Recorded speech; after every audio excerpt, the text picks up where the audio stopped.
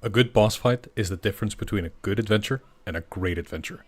Hell, a good boss fight can be the difference between something fairly mediocre, but now that you've added a satisfying ending, it suddenly becomes fantastic. I'm telling you, I don't know how often as a player or as a dungeon master, I've been playing through an adventure, I'm running it, and I'm sitting there going, you know what, this is sort of a C, it's alright, it's not the best thing in the world, but I'm having fun, I'm rolling my dice.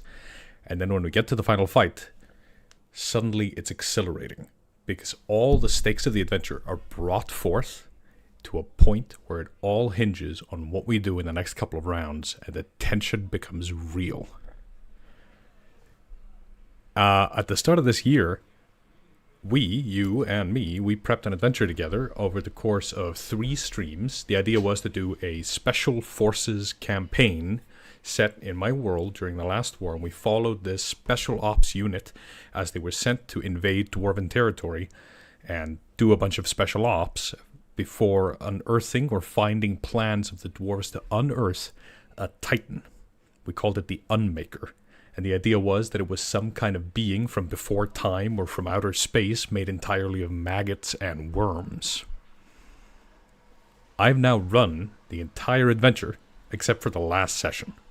The players, in last session, they busted open the final doors to the final boss room, and in there they found King Thanaton, the bad guy, the one making sure the Unmaker doesn't get summoned, and next to him, Count Chainbreaker, a character we didn't really talk about during the stream, but got invented later on. And Count Chainbreaker is there to unleash this beast. Chainbreaker's here with his dudes, and Thanaton has got his undead characters with him. And now the players are coming into a 3-way fight. And I don't know what happens next. I don't have the stat blocks. I don't have a map. I've got a couple of weeks until the final session. One of my players is out of the country right now, so we are just waiting until they come back, and then we're going to run the final session of the adventure.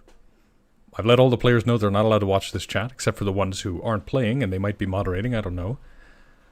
And if you're watching the VOD right now, I'm going to spend a little bit of time just catching up with chat.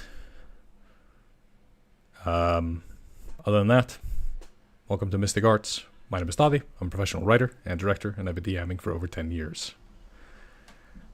This was kind of impromptu. I was in the Discord today, and Abuji, one of our patrons, asked about the adventure and how it went, and if I would do a post-mortem, and I said, well, we're not done yet.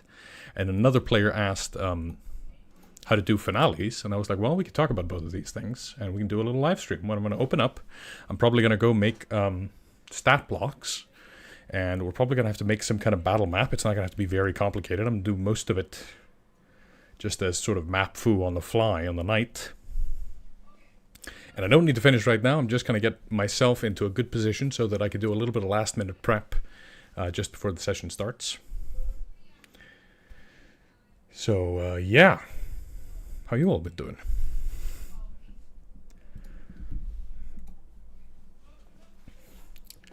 I'm going to go open up right now, just sort of get ready the 2 Obsidian documents that I use.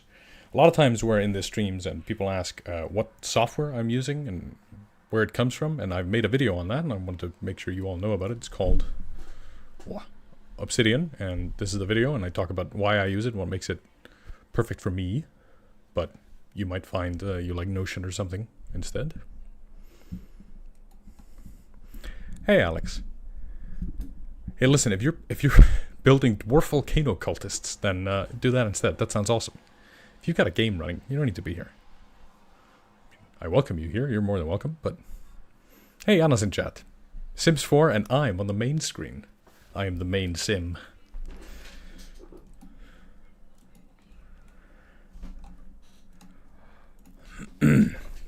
First Arc boss players are level 3 and they're going to fight a troll. That's awesome. You look like... That's not very kind of your wife, unless Walmart... I don't think Walmart's associated with like a high quality brand. Your wife should be saying I look like a Walmart version of you.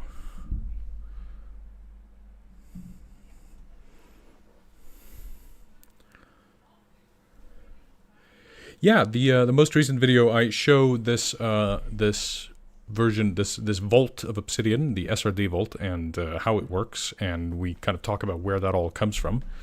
That's Nax, one of our patrons, and he's been building it, and I think now he's sort of put it down for a bit and is asking for a bit of help for people to format the rest of the files. All the text is in there at the moment, but if you go open up like random stat blocks or whatever, you're probably going to bump into a little bit of trouble because they it's just text. It isn't formatted beautifully yet.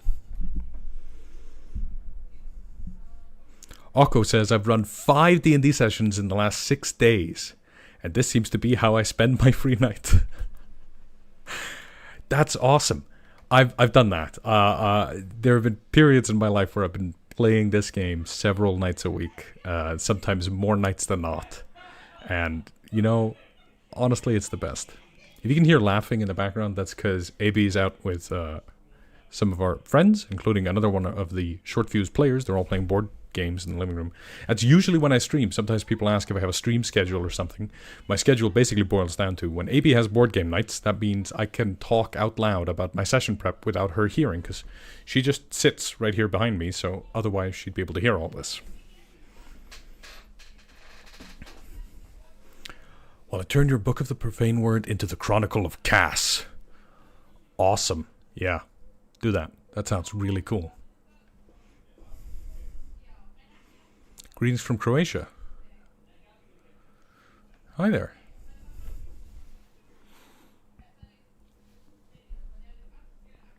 Do you include the SRD thing in your own vault, or are you referencing it as a separate vault in your D&D vault? Yeah, I've got 2 different vaults at the same time. They kind of land side by side, and I just swap between. I mostly use my own sort of D&D notes, and then I open this one when there's a combat or something like that. Brand new players. Yeah, I haven't run for new players in ages, and I'm honestly starting to miss it. I got really excited. I got sent, Roll20 very kindly sent me the new starter set, and I've been reading it.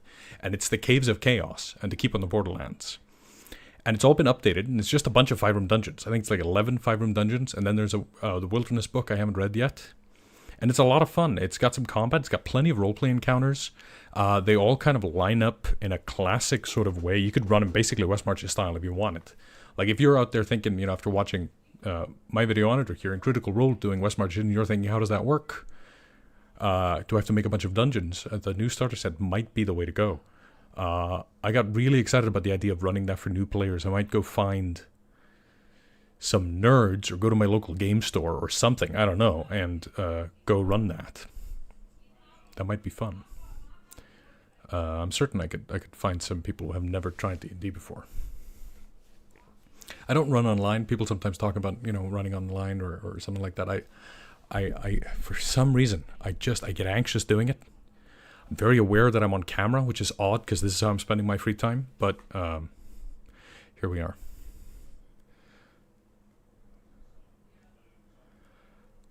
Hey, Dave, look, that sounds awesome. Introducing a friend to the hobby. It's so much fun when you get new players on the table. Hi, Lithuania. A bit sad hearing the laughter in the background. You're here with us. Listen, they're playing board games, and I might lose subscribers here, but I hate board games. I hate them. I never get into it. I don't know why.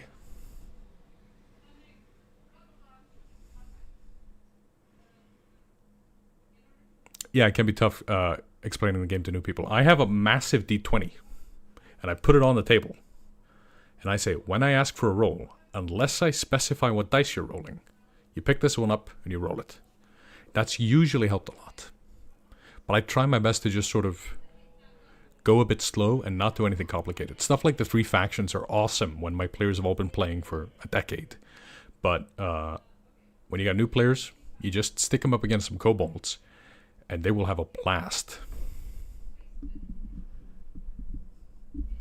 You'll be fine. Listen, they're all new players, aren't they? Weren't you saying that?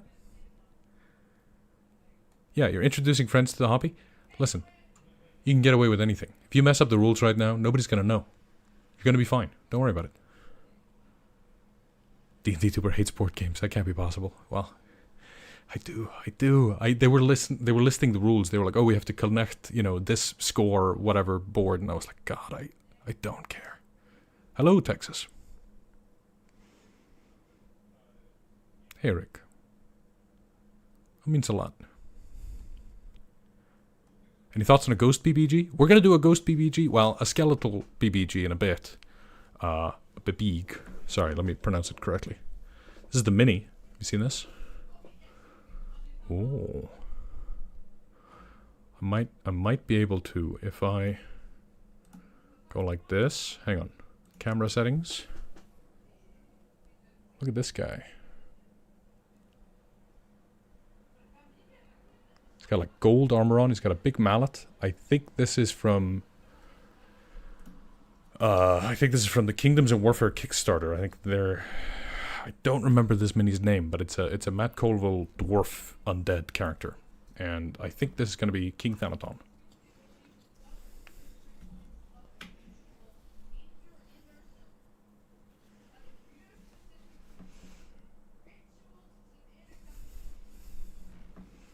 D20 the side of a baseball. For death saves. Oh, we have a special die for death saves. We haven't rolled it in ages now, but Magnus, my friend and co-writer, has a mammoth ivory D20 he got. It was ludicrously expensive. And we used to roll it for death saves, and it always got terrible results. And then he had a bad guy. We ran a Sararak, and he rolled it all night. And the Sararak got crazy good rolls. So this die just likes killing players. We call it a Sararak die. Favorite boss abilities you keep returning to? I tend to make a move as a legendary action. That's going to be very useful. We're probably going to do something like that for King Thanaton.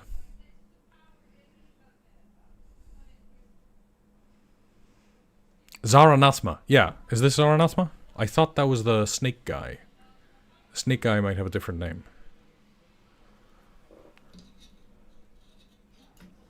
That saves behind the screen. Yeah, I've seen that homebrew rule recently. I've never tried it.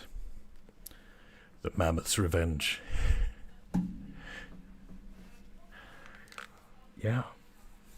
Oh no, I got really excited about the new starter set. I've been thinking about doing a video specifically for new DMs, using the starter set as sort of a how-to guide, because I think just covering it, even if you don't buy it, just knowing what's in there, I think is going to be a good sort of way for new DMs to kind of gauge what is expected of them, and like what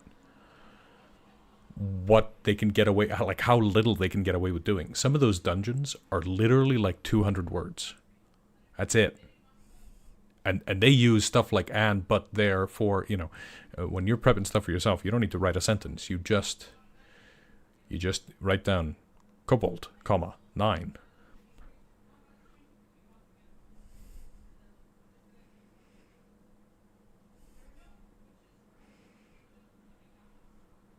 New DM video when? We upload on Thursdays. There's going to be a video on, the next video is going to be on the Elite Team, which is one of the 8 types of combat, like rival adventuring parties, evil parties. That sounds, that was a lot of fun. I think it's a video I've been meaning to make for ages.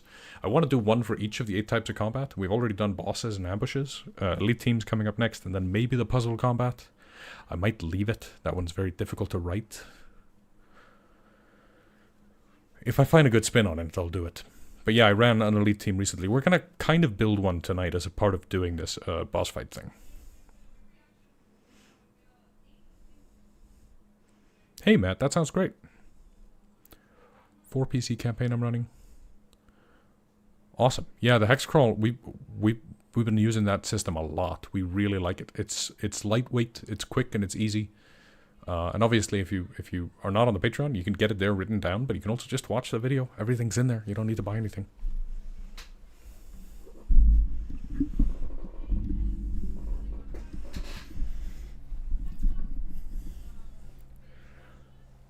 Beauty and the Beast, but the furniture is evil. Yeah, exactly. You don't need anything more than that. Sometimes I write thousands of words per session, and sometimes I finish all the words. And it's only 9 o'clock, and I've got nothing left. So I call a break, I write down 5 sentences, and that's the rest of my prep. Sometimes not even. Sometimes I just keep going by the vibes. You don't need to, you don't need to go insane on these things.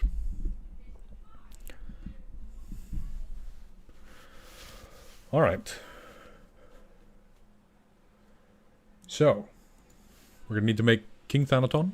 We're going to need to make Count Chainforge, I think his name was. Chainforge's guys. Thanaton's guys. And we're gonna start by reading the session prep that I had. Because I'm going to have to read last session's notes because I have no idea actually what happened last time. So, let's not waste a bet. We've got stuff to do. Let's roll up our sleeves. And I'm going to go try... Daði the Dungeon Guy. Subscribe to D&D rules. Daði the Dungeon Guy. Welcome back to Smash. Clearly agile, sneaky, intelligent, powerful. I'm on the bed already. T-minus 5 seconds. Daði the Dungeon Guy. Alright, here we are in Obsidian. Hang on, I'm missing. There we go. This is my Obsidian. Somebody was asking earlier. And this is the stat block Obsidian. And then I just swap between the two. You literally have both open. They're both on the taskbar. It's no big deal. Let's stick me in the corner here a bit more.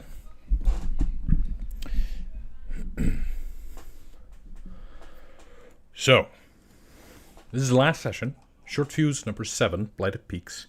It's just going to be an 8-session adventure.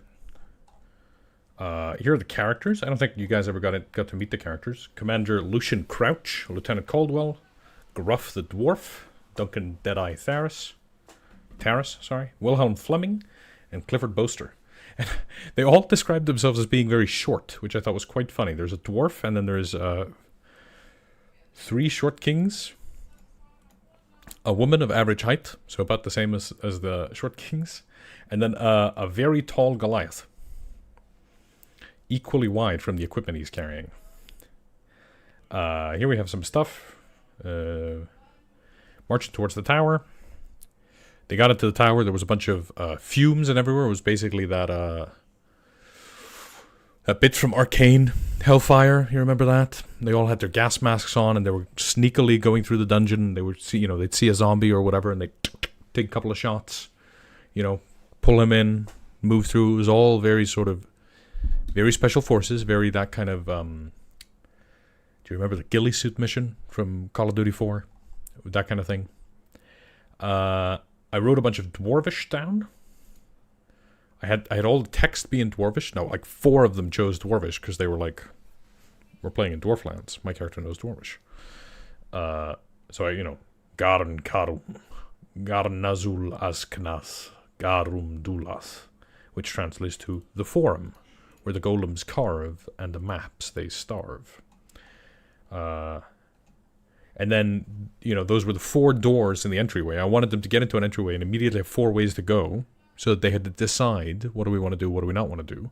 And the whole dungeon was, optional, basically. They could keep going, they had to just find a way down, and they did fairly quickly find the right way down. But then I put a bunch of good loot in the other rooms, so they could have gone through that and sort of gotten good loot. One of the things they got in the Sanctum, they found a scroll of Titan summoning. And it's a prayer to Pandemonium, which is kind of like the dwarf devil. It's Tharizdun, basically. And it said there, another Titan treads upon thy land, and it summons an elemental cataclysm, which is like a CR 20-something Titan. And I wrote down, this is our let them fight option. If the Unmaker gets summoned, the players can summon an elemental cataclysm, and the 2 things can duke it out. I doubt we'll fight the Unmakers. I saw somebody ask, I doubt we'll fight the Unmaker. It is not my plan. My plan is for this guy to be the bad guy. Hey Trek, hot takes I have about boss design. They are not as developed as yours, I will say. I usually like, here's my hot take, I usually like a lot of the 5e bosses, but I think they're a little weak sauce, so I tend to juice them up. That's usually about it. A boss without without AoE, I think, is a weak sauce chump. So we got to give our guys some AoE. Every time I run a dragon, everybody gets real scared when I breathe fire on them. Then you run somebody with a big sword and they go smash, and then that's it. That was good. They ignored some of the other places. They didn't go in here and learn the counter ritual. I said that there would be a, and I told them this afterwards. I was like, because it was a short adventure. If it had been a longer campaign, I probably would have not told them this kind of stuff. But I said, you're going into the final session. The room you didn't go to had a ritual where you could take a magic action to contest the summoning of the Unmaker. And delay it by 1 round. And now that I've told them that, I guess that means there needs to be a ritual going on. Recharging breath weapons is a fun way to scare your players. Yeah. You make them roll the d6. You say, oh, it's the dragon's turn. Let me see if he recharges his breath weapon. Hey, AB, could you roll a d6? And everyone looks at the die. Post-mortem. Wow, I did not write a lot of notes. Terrible. They found the scroll, ignored the observatory and the forum, did it all dead quiet. Nobody was any wiser. Alright, cool.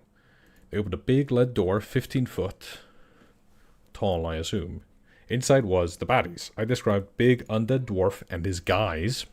That means King Thanaton has to have guys.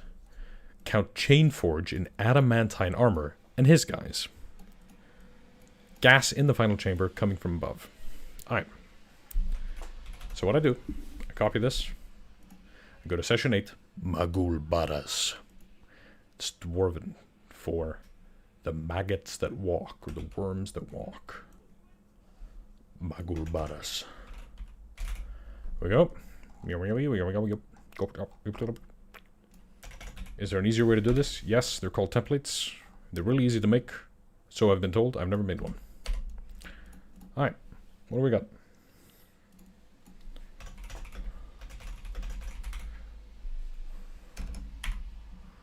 I just deleted a bunch of stuff that I needed.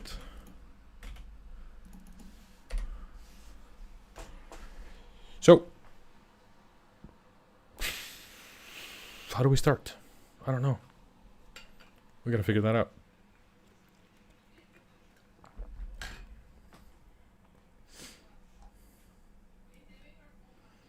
I got a bit of blurb here. Oh, I keep forgetting. They have an Arch Onomancer with them. If you remember when we prepped this adventure, there was with them, there was an option to go find an Onomancer, who's a word mage, a dwarven, like, half priest, half wizard. And that guy thinks that if he can save the day here, he will be king. And he's a bad dude. Like, he doesn't want to summon the Unmaker, but if he becomes king of the dwarves, it will be about as bad as the current king staying in charge. He likes the fact that the dwarves have allied with the bad guys, and that the dwarves do slavery. Let's hope I don't get demonetized for that. But the thing, though, the players know those things. And I'm pretty sure one of the players is going to try and kill the Onomancer. So I think that means we need to figure out the Onomancer. Which is starting to look like a lot of stat blocks.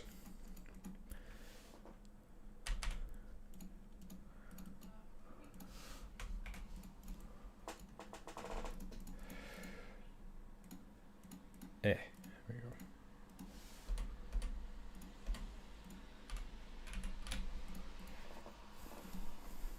So big on the dwarf. That's King Thanaton. What are his guys? I think I'm not going to make like a whole elite party for each of them. I'd rather there's 2 iconic boss monsters, and each of them has a gang of, strong infantry. And then Thanaton's going to have skeletons. So I know loads of skeletons. I think it's just going to be fun. The players have grenades and stuff. They're going to want to throw them at the skeletons. They're going to have fun with it. Now, what else could he have? He might have He might have whites. The night whites, right? They're all knights, the whites.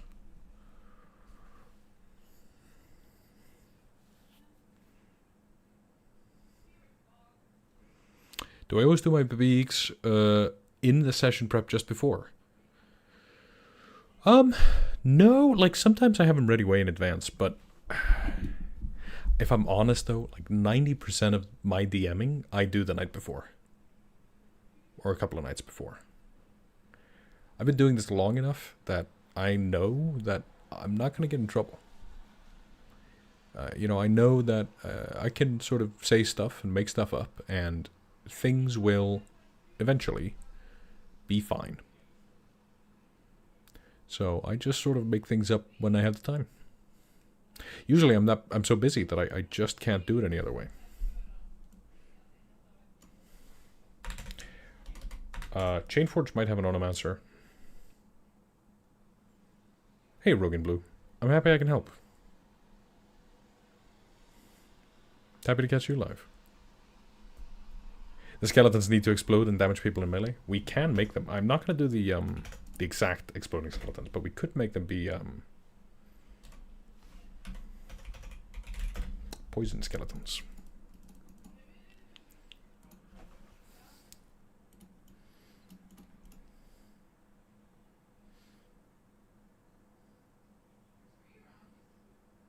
I'm wondering if I should go grab my dwarf minis and have a little peek at them and see if any of them inspire me. I have a bunch of Warhammer dwarf minis in a cabinet just outside. I'm gonna go run and grab a few of them. Don't nobody go nowhere.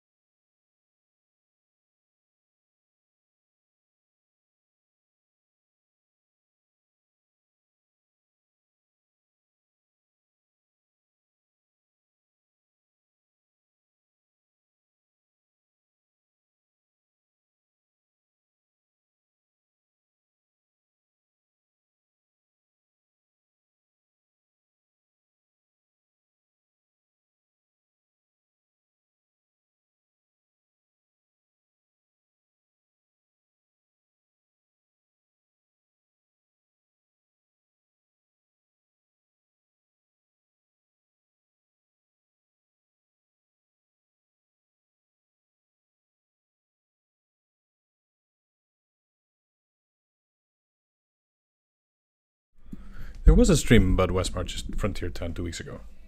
Is this one titled incorrectly? It should say creating a finale for Special Forces Adventure. Alright, I got some minis. How do you like my virtual background that looks like the room? Did I call too much attention to it?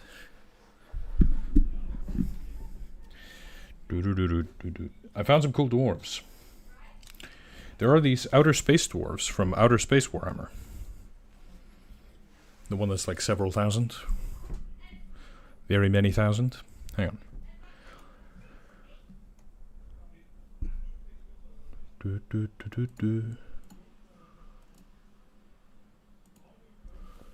We got this lad. Oh, hang on, put him in front of my face. He's got like a huge gun thing. I don't know what that does. And I got different versions of that. They've got these tanks on their back. And different kinds of guns.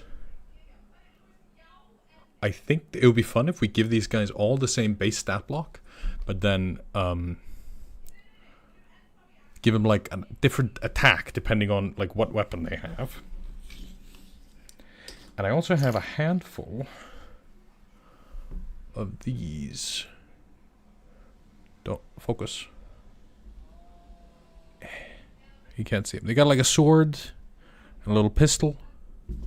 Got a handful of them. So I think that's our 2 types of Chainforge guys. Wah. There we go. Neat. Remove.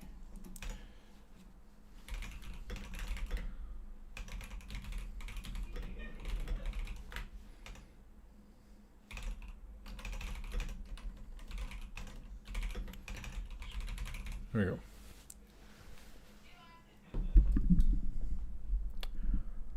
Oh, they're Age of Sigmar?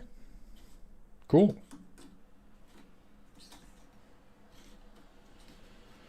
I don't know. Me and my flatmate, we get really excited about Warhammer.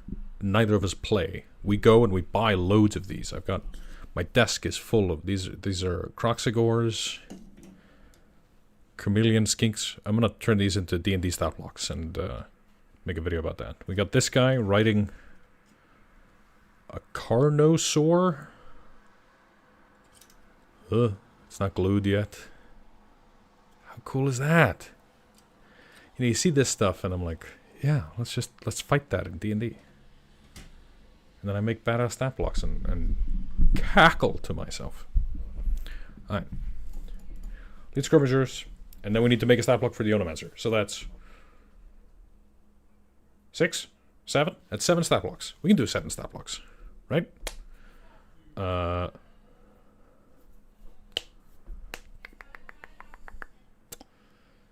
Yeah. The players are level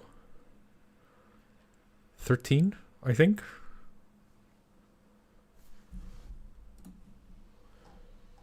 I think they are. I think that'll be fine. So, let's go make stat blocks. This is the Kentucky Sawbones. We did a video about this, but we're not going to talk about the Kentucky Sawbones. But I'm going to show you how easy it is to make a monster once you have the vault set up correctly. You go, new folder. We're going to call this Short Fuse. And I go... Actually, I'm going to go into Monsters, go New Note. No? And they used to work. Never mind. Copy. I moved the wrong guy. Trust me, it's very easy. There we go. Source mode. There we go. So we're going to need King Thanaton. And he is large, looking at the mini. Large undead. Lawful evil, sure. We're going to need to do some math. Dun, dun, dun, dun, dun. And ignore the massive collection of pictures of my face I use for thumbnails. Let me go find... I'm listening to Sabaton. Does anybody listen to Sabaton?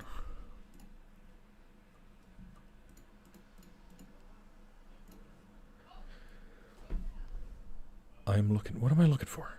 Suddenly I'm head empty. No thoughts.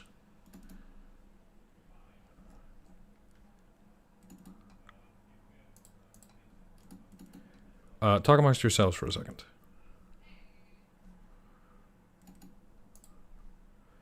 Wow, what weather we're having.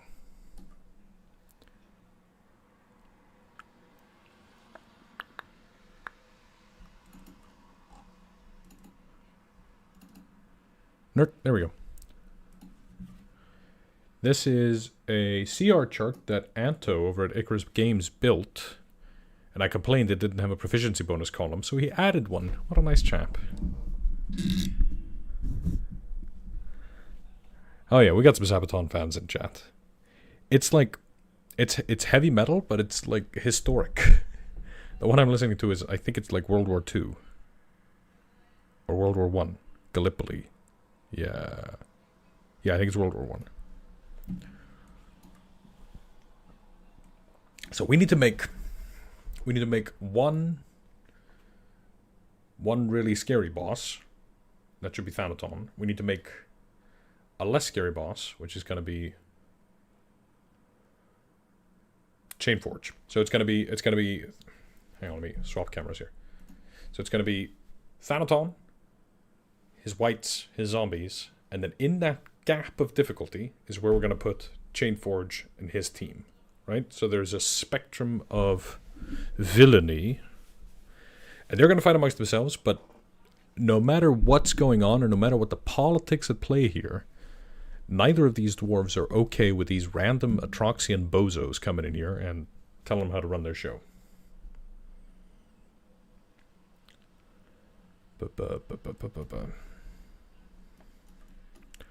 So let's just pick a CR. What I do, okay? Let's do 21. I'm gonna move this chart here and block everything on the stream for a second. Hang on, that's not smart. Then I can't see your chat. Let's just block all the not chat bits. And we start typing. CR 21.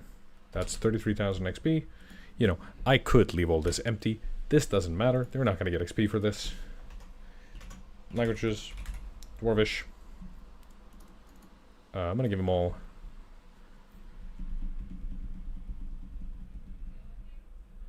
Who's Chainforge? He's the other side of the battle. So Thanaton is going to be one side. Chainforge is going to be the guy sent by the bad Dwarven King trying to unleash the Unmaker. He's probably the one who's started doing a ritual. Oh, he has to have... maybe he can have his goons do the ritual. How's that going to work? I don't know. Oh no, hang on. There we go.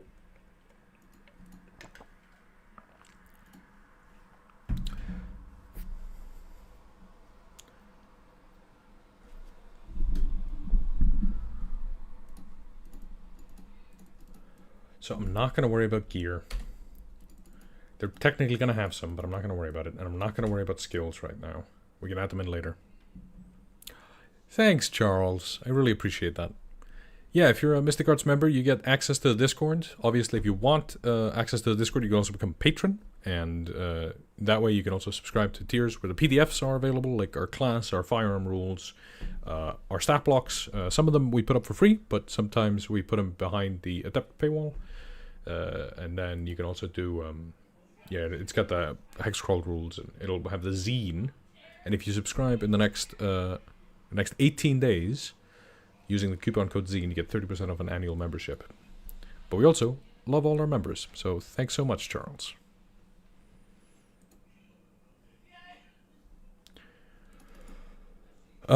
This is going to take us forever. Unless I go and look up an undead stat block of some kind and basically steal it. So we're gonna have whites and skeletons. We're probably not gonna do much changing there. But we're gonna need some kind of undead. So what are some fun high CR undeads? Is it just the Lich? Is that my option? What else we got? Bone Naga? Death Knight. Yeah, this guy's probably basically a Death Knight. That might just be it. Unless somebody gets a better idea in the next few minutes. We're making this guy a Death Knight. Death Knight plus plus.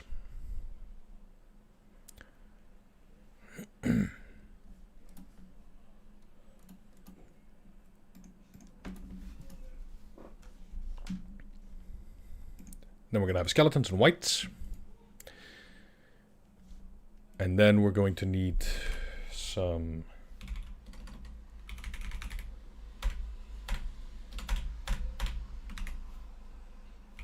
warriors.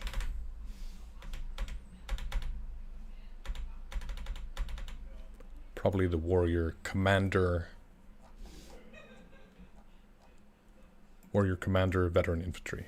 Some combination of those guys. Skeleton. I've just got D&D Beyond open right now. You know, nothing fancy. Skeleton, white, Death Knight, warrior commander, warrior veteran, warrior infantry. Right?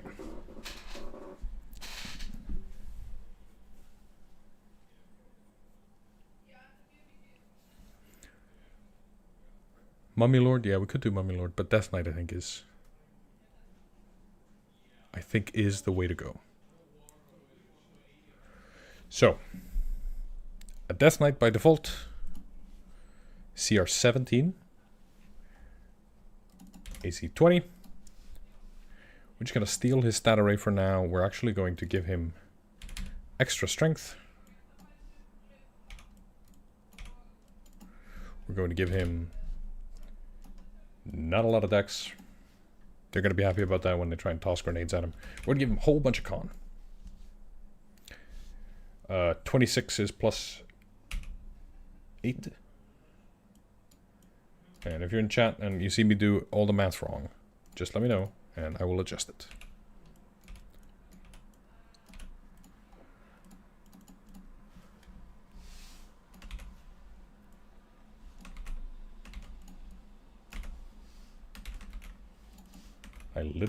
I go in here and I copy paste. That's it. It's that easy. I'm going to add a couple of resistances, including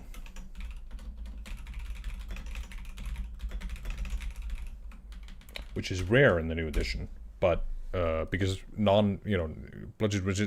bludgeoning, piercing, slashing from non-magical weapons used to be something in 2014 5th edition, but in 2024 5th edition 2nd edition, it's mostly gone. So now it's just bludgeoning, piercing, slashing, which is more powerful, right? And most of these players can't do things other than bludgeoning, piercing, slashing. But some of them have magic damage. Some of them have ways of doing other stuff. And they are going to get a huge kick out of hitting this guy and doing more damage. Let's go back to the Death Knight. Death Knight is 21d8, but this is large. We're gonna give him even more hit points, and then we bust out a little calculator.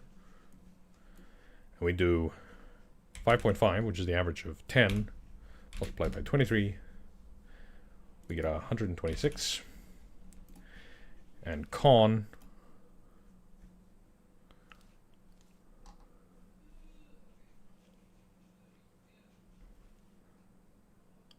is 20. 23 is plus 6. Okay. Then I'm going to bump this up to 25.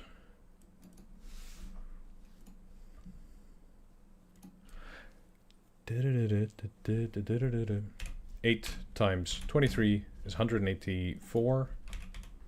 I'm really bad at math, by the way. I'm terrible at it. 310. That's probably fine. How often do I give creatures a vulnerability? Very rarely. Very, very rarely. I've been thinking about giving this guy vulnerability to bludgeoning damage because he's a skeleton. That might be fun. But I think we'd get more... We'd get the same feeling by just removing bludgeoning here. He's got resistances to piercing and slashing, right? Because if you think about it, having resistances to everything, except one thing, is kind of, it feels a lot like vulnerability. Vulnerability is just so insanely powerful. Resistances cut things in half. Vulnerability doubles. That is a bigger gulf. So if you're designing very scary boss monsters, I would think very hard about whether or not you want a vulnerability on there. Blind Sight, I don't think he's going to need that. Dark Vision 120, it's the same as a Death Knight. He's not going to know Abyssal. I'm going to cut out the habitat bit. We don't need it. This is just for me. I don't need it. Might keep that final bar, though. Yeah, that's better. You can click here, and then you can see it in the layout view, and then source layout, you know. Da-da-da-da. Hell yeah. Legendary resistances, 3 times a day. Now, a lot of people have developed opinions on legendary resistances. I like them. I know they're not the most fun mechanic. I think they're kind of a necessary evil of Saber Suck spells, and I think if you're running in 5th edition, making them also do damage is kind of insane to me. I think it's too powerful. But if you just make sure to describe it, make sure to tell the players he uses 1 out of 3 legendary resistances, they start to feel like they're whittling down his hit points. Now, these players, they don't have a lot of Save a Suck spells. But they do have grenades and stuff like that, so this will matter.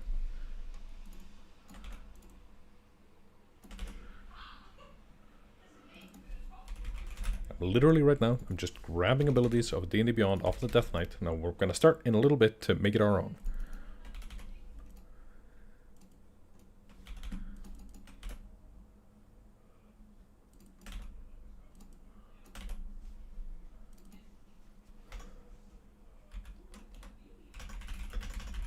They're going to be Dread Hammer attacks.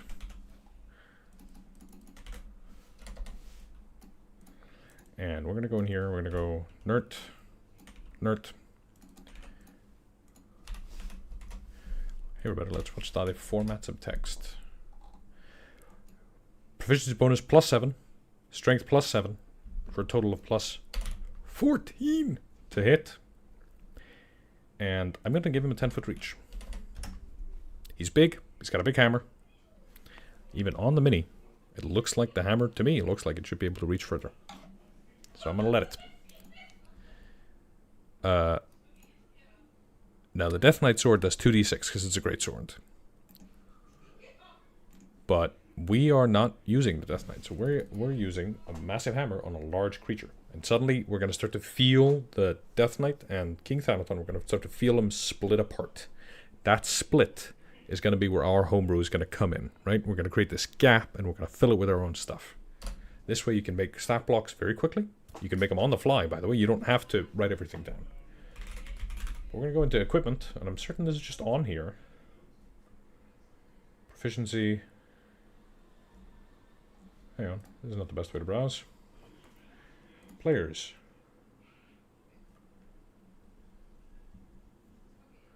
Is there an equipment section? Yes!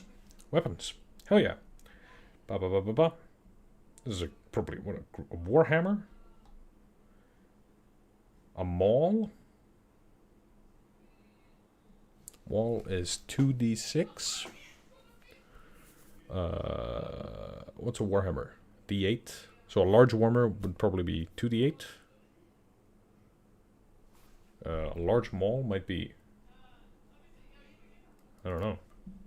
This math isn't really in 5th edition, but Death Knight already does 2d6. So I'm going to go to 3d8.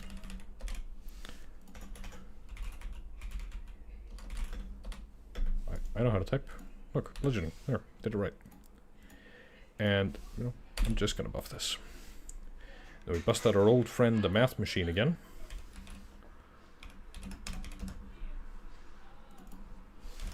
And we do the same here. 4.5 times... Let's do 6, actually. 27. So that means he's averaging 57 damage. Now we go back to this little chart that we have. CR21. Damage per round. 21. 189. 57 is a lot. But it's no 189. If we multiply it by 3, we get 171.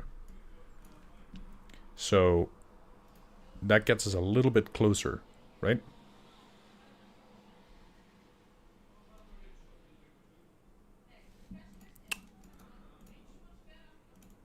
Three attacks. That probably seems about right.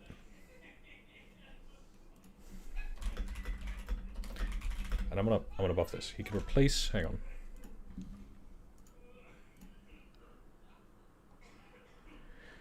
Death Knight has Hellfire Orb. We're gonna call it something else.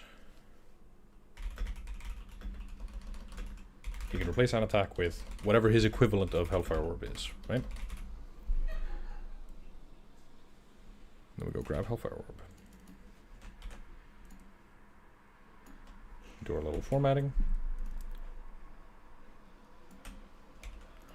Hopefully you can see that this isn't complicated, right? DC is 18. Where do we get 18 from? I'm assuming on the Death Knight, it's probably, yeah, it's Charisma. We haven't changed the Charisma, but we have changed the proficiency bonus, so it should be 19. Each creature in a 20-foot radius, you're sent on a point the King Thanaton. Ah, it's different, see? If you're doing this for yourself, you don't need to replace every mention of Death Knight with King Thanaton. I once ran a stat block and it just had various monsters listed in its abilities. When the Mind Flayer does this, when the Wolf does this. But I know it's saying when the monster does this, and it doesn't matter to me. The only reason I'm bothering with it is for you folks. If I, end up sending you this stat block, you'd probably want it to be correct. We're going to make it be acid and necrotic damage. Success half. Right? That's technically buffing it, because fire is a more common resistance, but for this party, it's not that big a deal.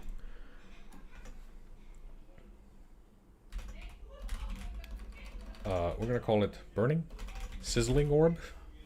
What should we call this thing? It's good to have names for these things. I know I just gave a whole spiel about it. It doesn't matter actually what you call things, but I like, when I'm running combat, I like to say these things out loud. I might not say all of them, but honestly, sometimes I do. I go, what's your AC? 17. Well, with a 4 on the die, I hit. I go, holy. So he's at least got a plus 13. Yeah. Once you've done that a couple of times, I just tell him. He's got a plus 14 to hit.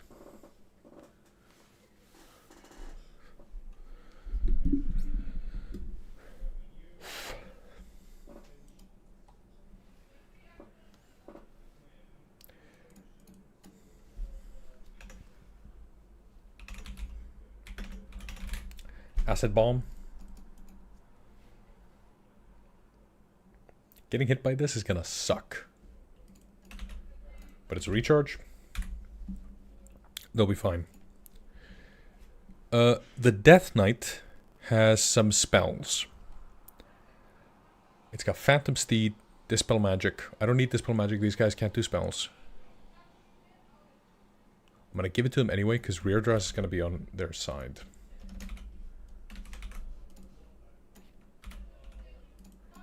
And now you're about to see why having it all in SRD is so great. Check this out. I go at will. Twice a day each.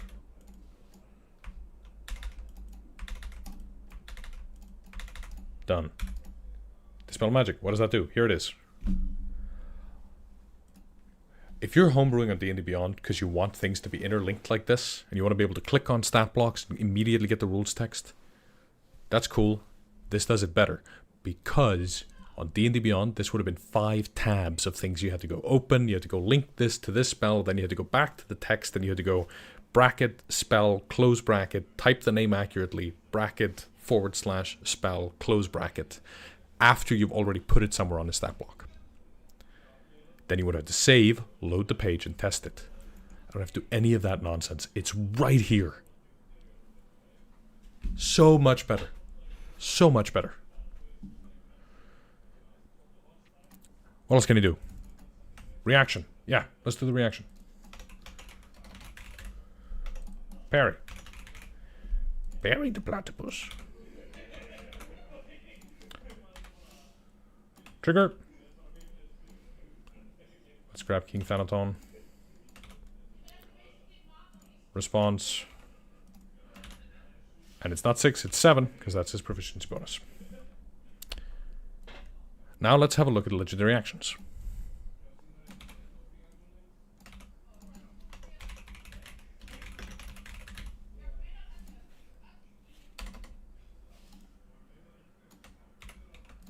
I'm gonna give him 4. Big scary boss, let's give him loads.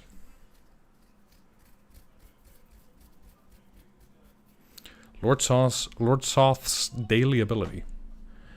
Are you talking about the 5th edition Lord Soth? Aranjir? I'm gonna go look that one up. Probably not gonna stream that just because that's technically not open content.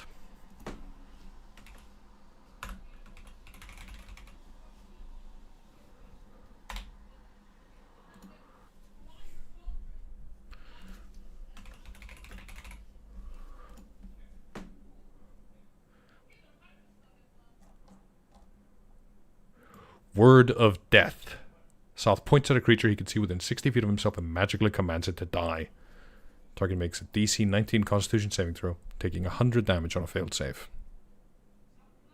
If this damage reduces the target to 0 hit points, the target dies.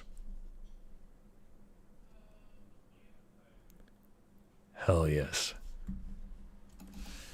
Good shout, Arangier. Let's do that.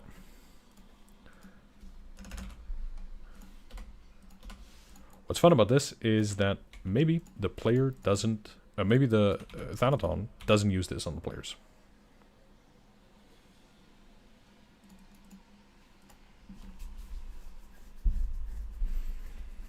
That's pretty cool. Not for player characters, I guess. Just monsters, magic items, SRD rules. That's right. If you're a player, this doesn't work. There are probably plugins that make it work. I'll be honest. Can we call it unmake? Yes! How about unmaking word? No. Unmake. You are unmade. Well, shucks. I've been unmade. It just dies. As a Patreon member, are you also a member of the YouTube? No. Those are two different ecosystems. If I could make it that way, that would make my life so much easier, because then I could just put the members-only content on YouTube. But those ecosystems don't talk to each other at all. The reason YouTube memberships exist is because YouTube was real annoyed with Patreon taking this money that YouTube felt it should have. I've got both of these because we set up the YouTube membership before we figured out how to set up a Patreon. We couldn't do the Patreon until like a few months later. People were asking, so we made it. We prefer people join the Patreon. We get a larger cut over there, but listen, wherever you want to be a member is up to you. Either services get access to the Discord, and if you're on the YouTube, you specifically also get a little like M next to your name. So if somebody in chat is a member, you'd see a little M next to their name.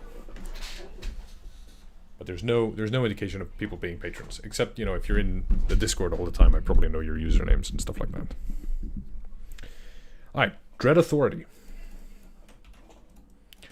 Actually, I might make the unmake a once per day legendary action. Soth can also cast Hold Person and Banishment. Let's add that to this list.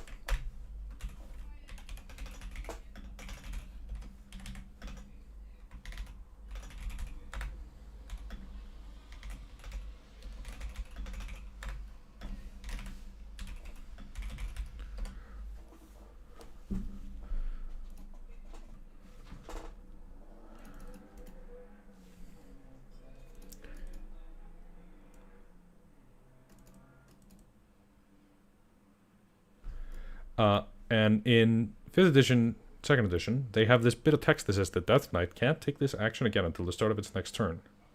I delete that text, and then I do this. I'm a genius. I'm gonna let it cast any spell, not just command. Fell Word. This is basically the unmake word. So we're gonna rejigger unmake word, and we're gonna give it the same kind of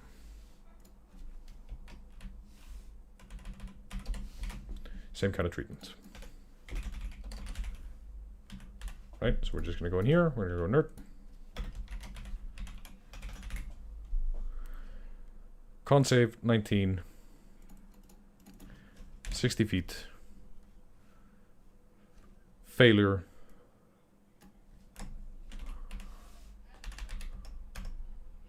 $100 necrotic damage.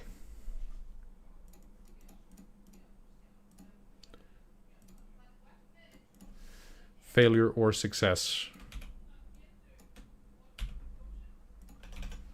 We go success, half damage only. Failure or success, If this damage reduces you to 0 hit points, you die. Lunge. I'm gonna call this charge, just because this guy's like heavily armored and stuff. I think it'll feel better. Actually, there's no limits on how often you can do this, but I'm gonna move this dot because that's booging me. There we go.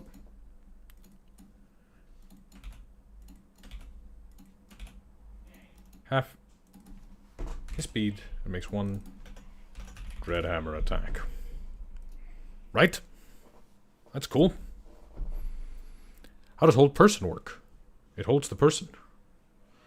Choose a humanoid you can see within range. Target succeeds on a wisdom saving throw or must have the paralyzed condition. At the end of each of its turn, the target can repeat the save. But if you're paralyzed, everybody, a hit becomes a crit. Additional humanoid for each spell slot above level 2. I'm actually going to change this to 4th level. So once per day, he's going to make 3 characters make saves. And those who fail become paralyzed. Then he's going to send in the mooks to go crit them.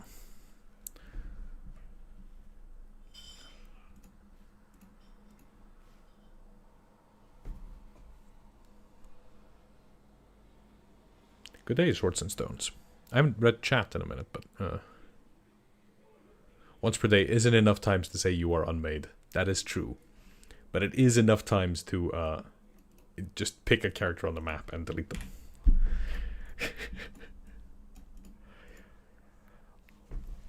The good sportsman thing to do here would be to make it be twice per day. First use it on one of Chainforge's dudes, and then on a player character. But that might just make the battle too easy.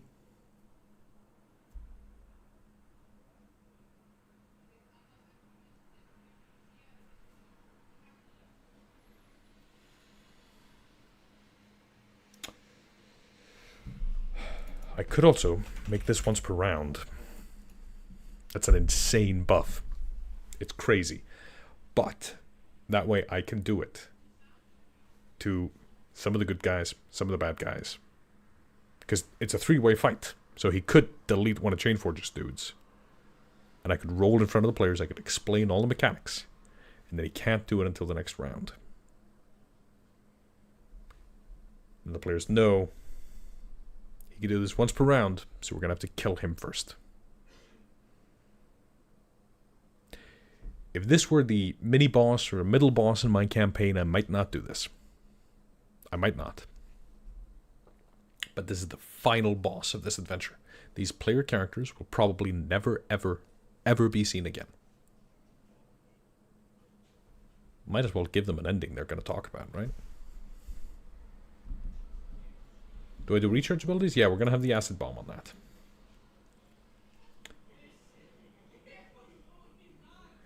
It would be fun if we could reverse engineer what number gets us this on average.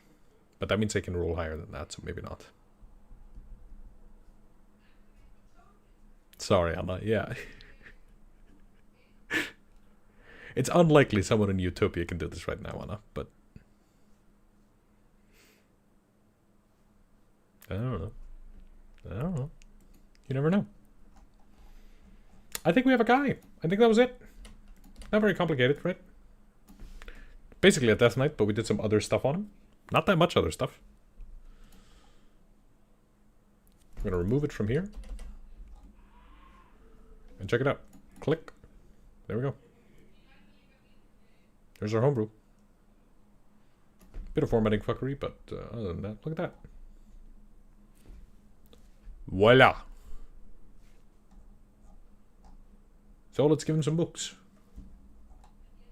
Let's go down here. Let's not worry about the Sahuagin right now. Or the kobolds. Oh my god, you're getting kobold spoilers. Let's put the kobolds away. No kobold spoilers. Make copy. This is going to be...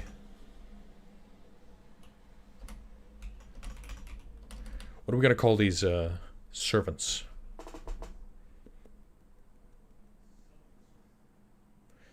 Ba, ba, ba, ba. No, Olaf, we're not done with the stream. We were just done with one guy. If I were doing this in 2014 Cortex, I'd agree with you. But the new rules don't make legendary actions cost multiple actions. They instead just make it be once per round. Which I think is better designed, because that means I'm still going to have him walk around and hit people. I think it's going to be more fun. So what are we going to call the Unmakers... No, the King Thanaton's Loyal White Knights?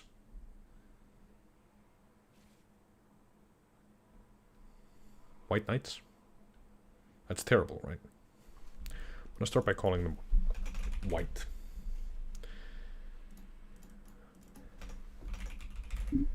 Actually, I'm probably just going to use the default white. I don't think I'm going to change it that much.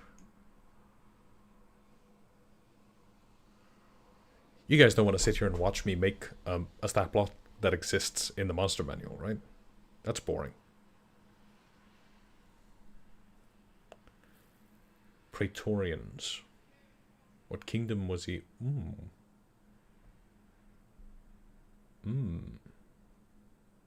I don't know. I don't know what kingdom he was king of. Death Knights have aspirants? That's true.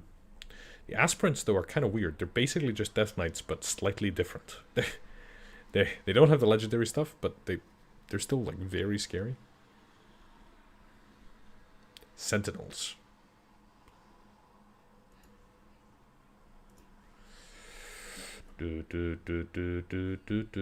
So, this is the white from the monster manual. Here's the art. I think these guys just look like this. Do I need to do anything extra here? I'll probably cut out the life drain just because I don't want to be bothering with it, but maybe I'll keep it. It's just not that much hit points for these characters, you know, to drain.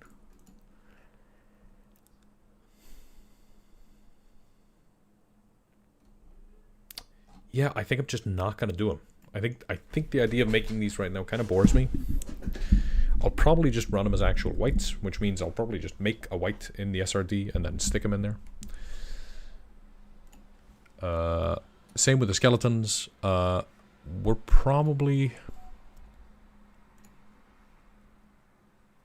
just going to make the skeletons get a reaction that does like 2d6 damage.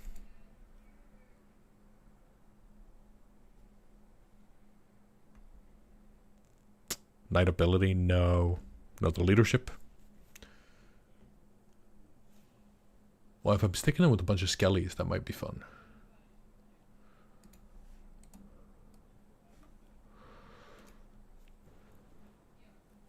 Alright, let's go make...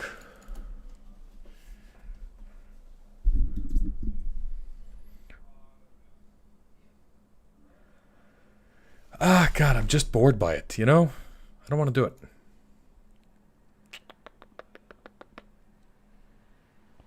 It'll only take a second. Alright, we'll be quick. Quick quest, in and out. It'll only take a minute. In the interim, I could tell you what they've been doing in the adventure so far. They, hang on, I'm writing down a bunch of numbers. Maybe I can't do two things at once.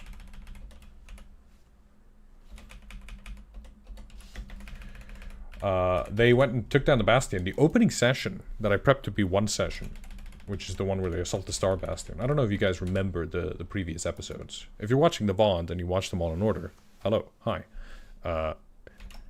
That session was two sessions. I think they killed like 200 bad guy dwarves during that whole thing.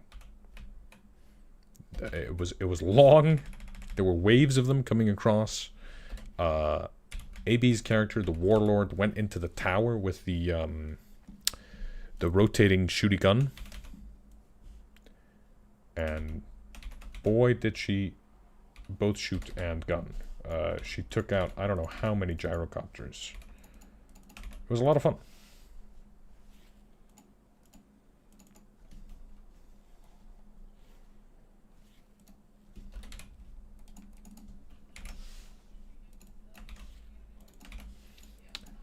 Then they decided to go for the village. They blew it up. Actually, they found like a stash of weapons, and they detonated it. There may have been civilians in that village. They didn't really seem to mind. But hey, you know, that's the expeditionary force, it turns out. They found a spy in there. They found a sandbagger. And took that guy to camp. They found a bunch of rebels from the Chainbreakers, if you remember them. And those guys all sort of... They had a couple of radicals in their ranks, and the spy was like, man, this is going to be making... Really, the spy's job was basically, how can I make it easy for the Atroxians to run this place later? And, you know, how can I make it easy? How can I make them be easy to conquer? So the spy was like, we gotta get rid of these radicals. You guys should go on a mission and take all the important people with you. And leave the radical here. And I will make sure an accident happens to them. And the player characters all went, whew. Okay. I just let it happen. They were like, yep, we are the Empire's, you know, no morale, send us in, we don't give a shit characters. So they just let them. They left. They took the important leadership with them, took them on a mission. And then in that mission, all the important leadership, you know, Brunhilde, the leader of the Chainbreakers, she died just over the course of the events of busting out the Arch Onomancer. Then they go back to camp and they discover... No, they didn't. They didn't go back to camp. They were heading back to camp and they found the fleet sailing up the river. And they were like, oh, get some messages for us. And the Navy is all like, classic expeditionary force. We're not your messenger boys, by the way. And they were like, alright, you know, whatever. Jack off. And that was about that. Then they found out that that the Unmaker was a thing and that it was going to get summoned.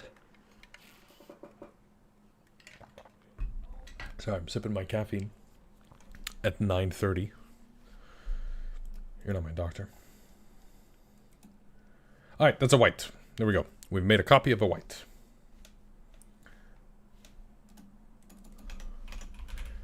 Alright, so we're going to make these white special. So I'm just going to duplicate this. Make copy. I'm going to take this white. I'm going to put them into monsters. There we go. I formatted one of the whites. Now somebody else doesn't have to do it for this project. But we're going to make these guys special. We're going to call them something. Praetorian whatever.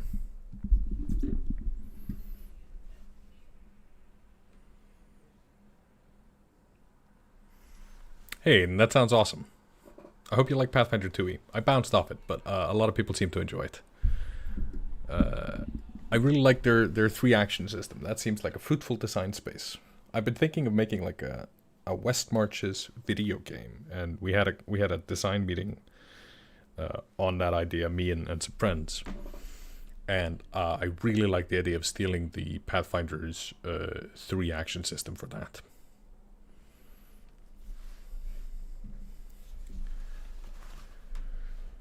So, these guys, we're going to call them something else. We're going to call them, somebody said Praetorian. That sounds cool. That's probably a bit too, like, Roman for me, but Honor Guard I also liked.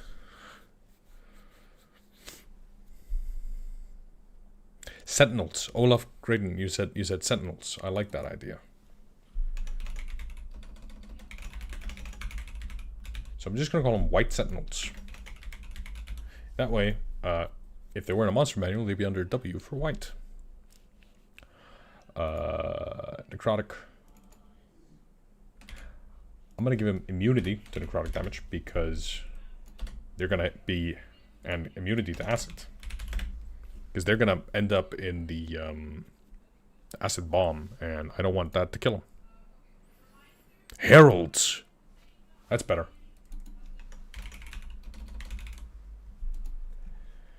I'm going to take away their life drain. I don't need it.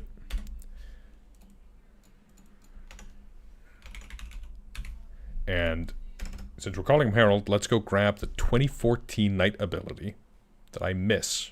I think it was a cool ability. It's called Leadership. We're going to go find that.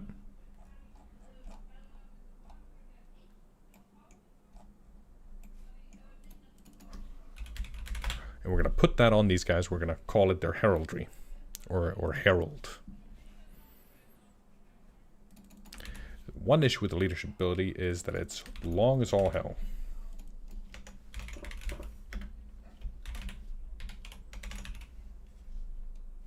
Actually, I'm not going to make it be an action. No, let's make it be an action.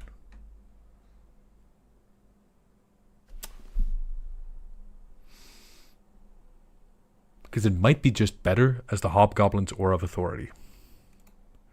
That gives you advantage. No, we should make it do the D4, because that way it stacks with Martial Undead. Which is kind of whack. But that's fine.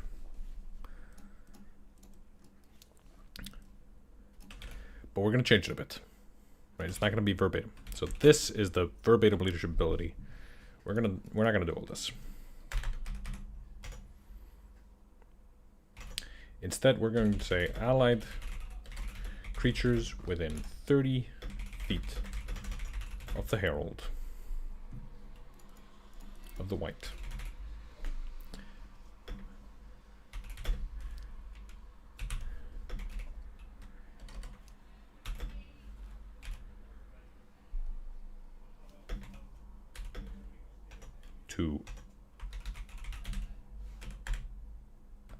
I don't need to type that. To attack rolls and saving throws.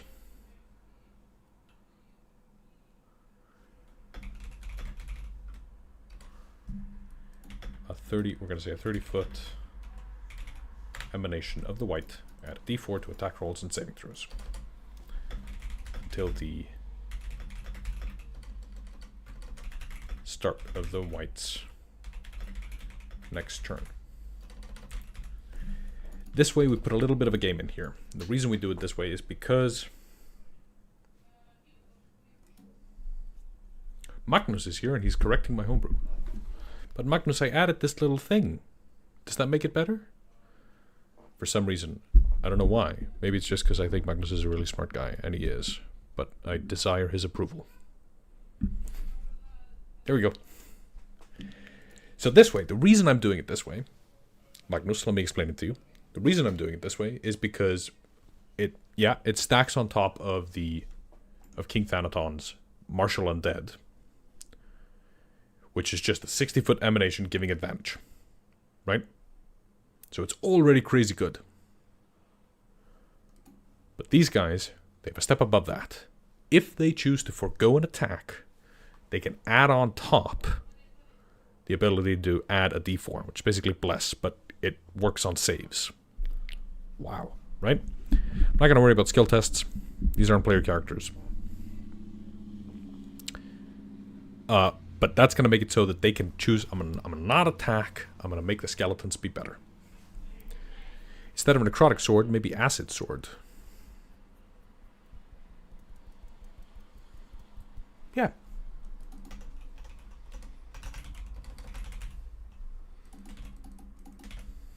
Let's call it the acidic sword. I'm just going to change this. Just swap them out.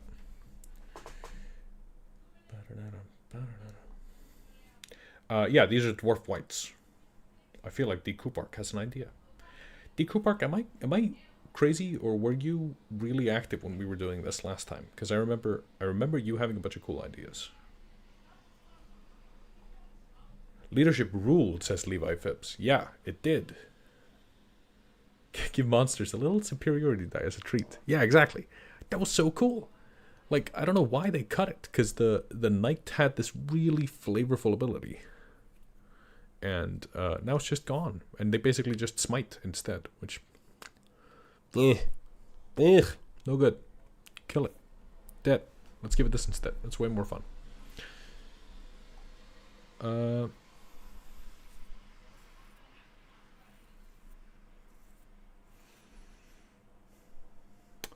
we go. Herald. We're going to call them white heralds. Right? Easy. Big copy.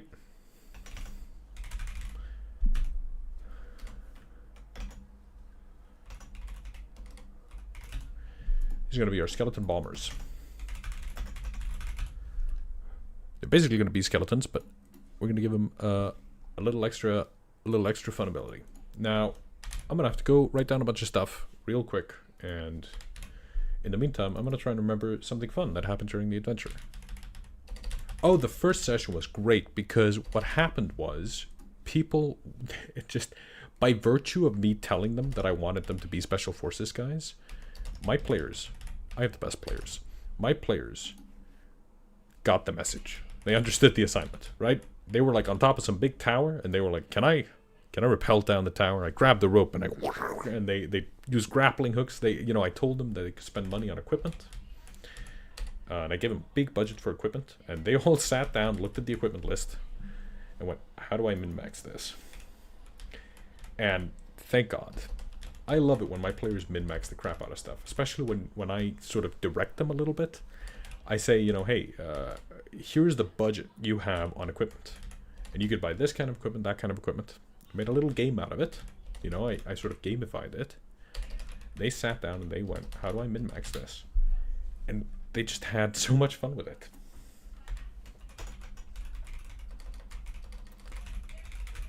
And I don't just mean rappelling down towers. They had all kinds of solutions. I'm blanking on it right now, if I'm honest. But that is because I'm just putting stat blocks in here.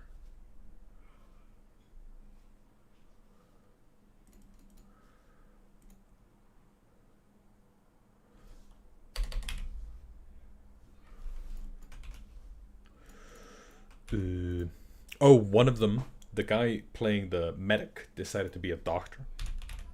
He's out in my living room right now, playing a board game. He decided to play a doctor, and he decided that he'd just spout a bunch of pseudoscience, and then he's a monk. And what he'd do is he said I'm a chiropractor, and the monk way of mercy, I think it is, lets you hit somebody and give him health. So he'd run up to them and he'd say some ludicrous like pseudoscience nonsense, and he'd just go, "Oh, your spleen's out of order. Where?" And then the guy would go, "Ah, oh," and then he gets 20 hit points. we were cackling so much at that the entire time. We also realized that because he's a monk, he can run up walls. So he would routinely just find himself going, I'll go, you guys figure out your rope and stuff. I'm just going to go run up this wall. You can use your cute rope. And then he'd go, all right. And just up the entire wall and have a lot of fun with it. I'm probably speaking loud enough that he can hear me right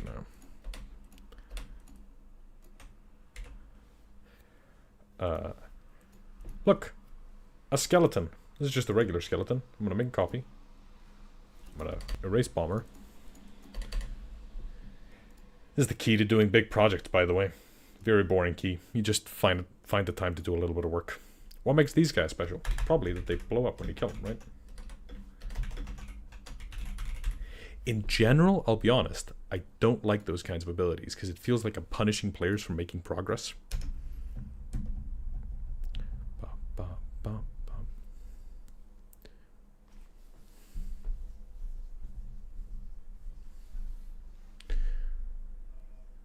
Give him warhammers. That sounds cool.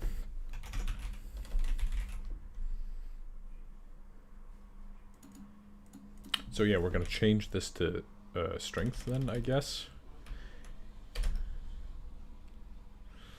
But skeletons are supposed to be weak boys. I'm just going to ignore it. I'm going to pretend like I didn't see it.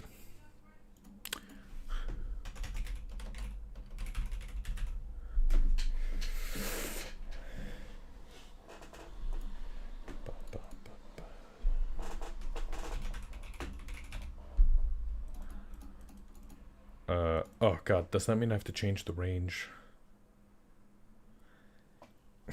I don't want to.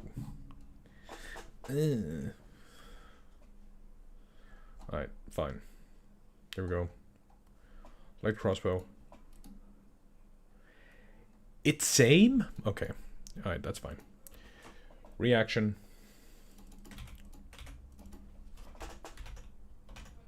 Bomber. Trigger. When the bomber reaches 0 hit points. Response. I think you're supposed to put a colon here. Still learning the new format. I'm not the craziest fan of this new layout, by the way, as somebody who does a bunch of homebrew. I could take it or leave it. I think it's probably more legible. Sometimes I've seen it be shorter. Sometimes I've seen it be longer. So, response. And then what I'm supposed to do is I'm supposed to go like dexterity saving throw. DC. I assume it's gonna have to be like 12. If it's proficiency bonus plus con, that's fine by me. DC 12. Creatures in a 10-foot. Here's 10-foot emanation. Failure. 2d6 acid damage.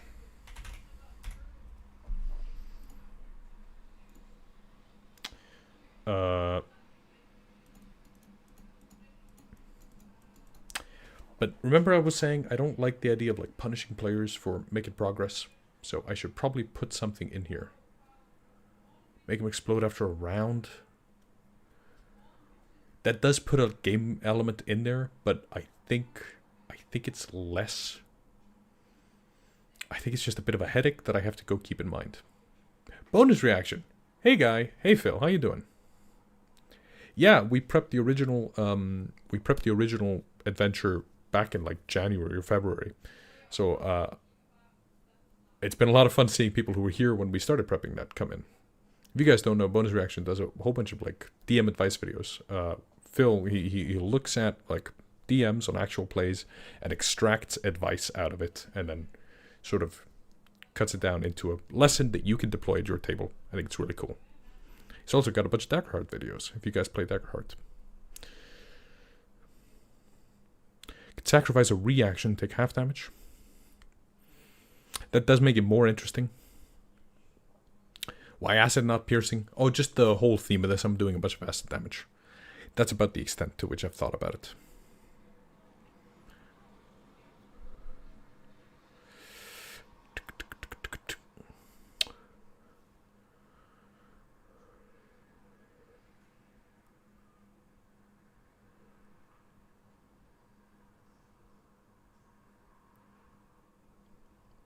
It would be fun if there's some way for them to like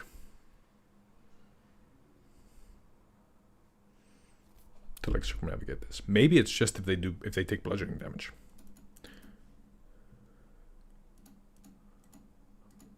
I don't know how to write that in here.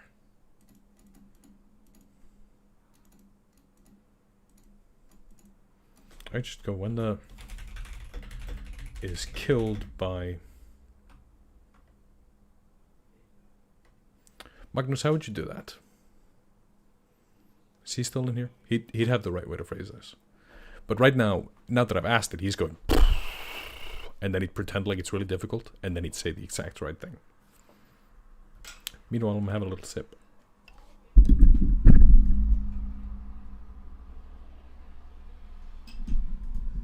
This is my late night caffeine. You're not supposed to do that.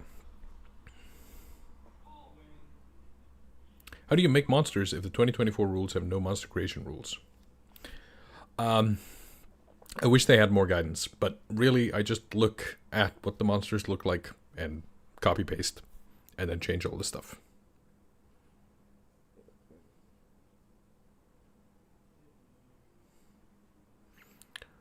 It should be anything other than bludgeoning damage, but yeah, I can just use that. That's good. Thanks, Mimsy.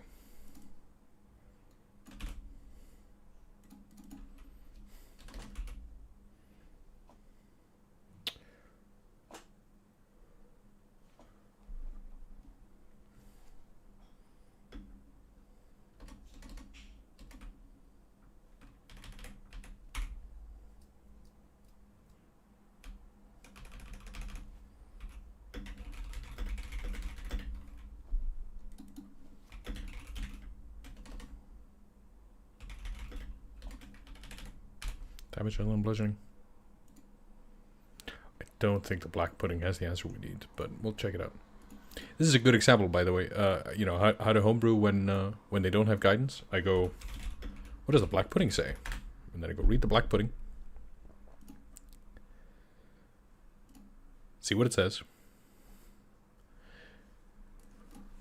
Trigger, when the pudding is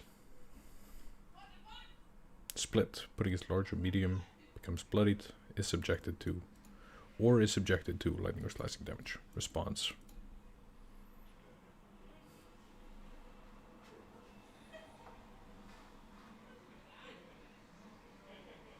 Yeah, I don't think it has what we need.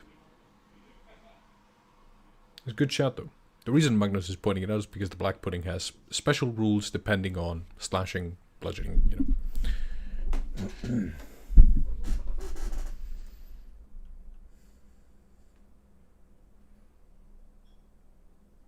I've just realized that my blood sugar is crashing and I'm sweating a bunch and I'm getting dizzy. So I'm going to put us on the hold screen. I'm going to see if I can grab something quick to eat and I'll be right back. Don't nobody go nowhere.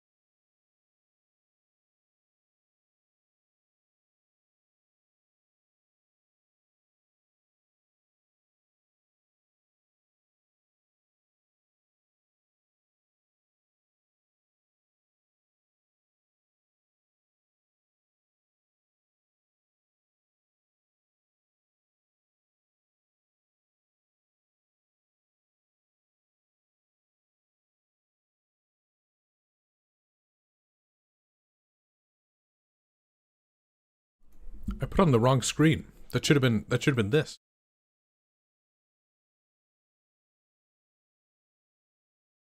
Oh, his head's still spinning, but you know. A starting soon scream. It's mad. I like it.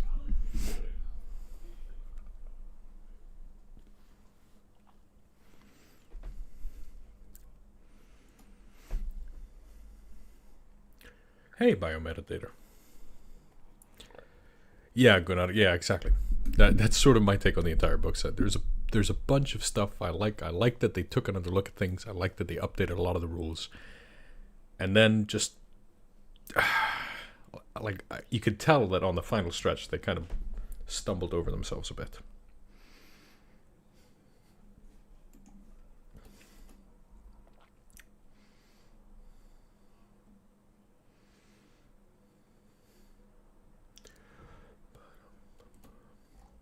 We were doing this detonate ability. You know, we could go grab that black pudding text.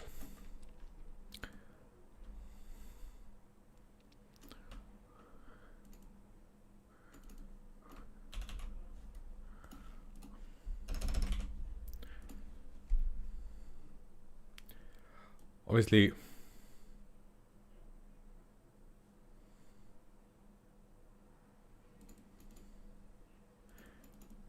I could just go is subjected to. This is the bit, right? You gotta go find the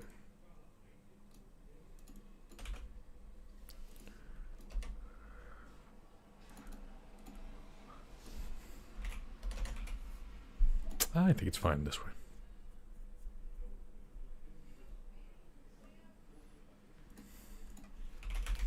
Death burst, yeah, I know the methods do this, but I don't think they have like a clause where there's a way to circumnavigate it. I'd love for the players to, you know, for somebody to bludgeon one of these guys and then go, and they all blow up. Oh, and I'm close to it. And I go, not the bludgeoning. They go, oh. Yeah, I've heard of a Dariad. I think I've texted to him a little bit. There's a community server with a bunch of Dungeon Tubers on it, and I think he's there. I know he's there. He's said some stuff. Dude's cool. He's made some good videos too. Started off strong, and his thumbnail game is killer.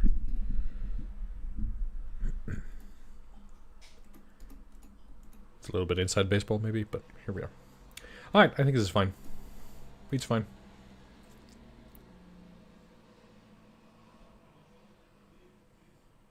Yeah, alpha math. I assume so.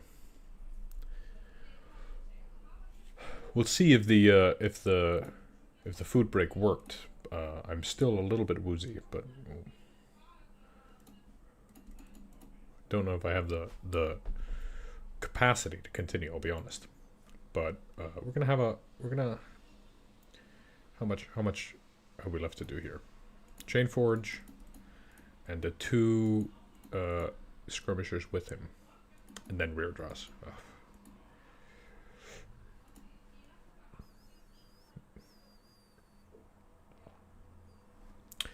What should we do with Chainforge? How do we Chainforge should be, or these guys? Do you guys have any idea? I showed these off at the start, but I could show them off here again. Put on the main camera. There are these dwarves with big guns. They got these tubes. I'm gonna make them shoot stuff out of the guns.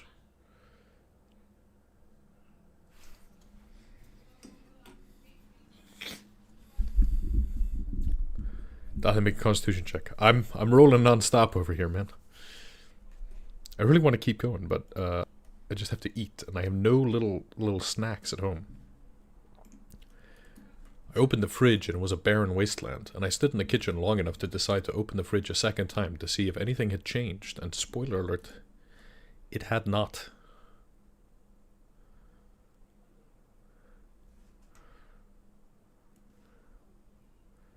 I honestly think that I might, with the Chainforge's guys, I might just use the warriors. Yeah, exactly, Levi, and just sort of give him like an ability on top. So like, this is the veteran. It's got a parry. I'll probably cut that. It's got some attacks. I'll probably, remove this. And just give him...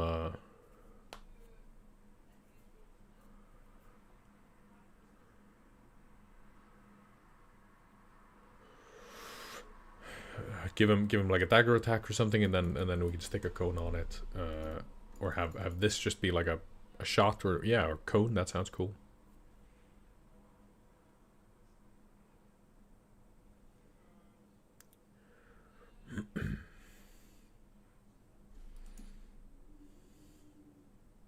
More pack tactics. So many of them get pack tactics now. I don't like it.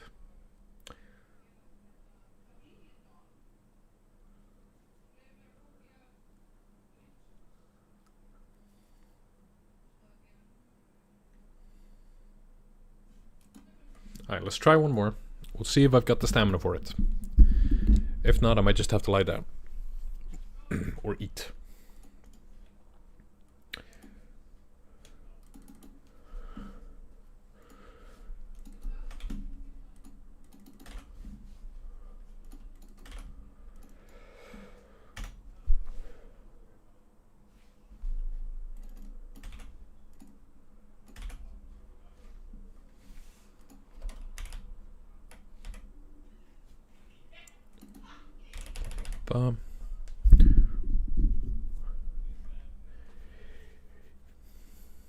Yeah, the if you were here when we were originally designing this adventure, I gotta tell you, the genre guardrails we put up really worked. I talked a little bit about it earlier, and I don't have that much to add, I'll be honest, but the just the basic idea and the premise of getting everybody on board, telling them no spellcasters. I said, you have to be like a special ops guy, and you have to go make a Call of Duty character or something, and you're going into D&D land. You know how D&D land works, right? You're not isekai or anything, but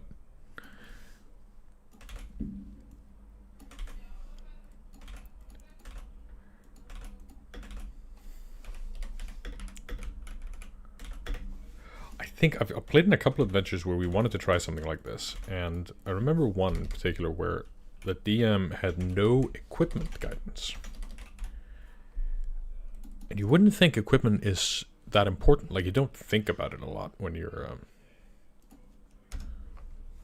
a DM in general.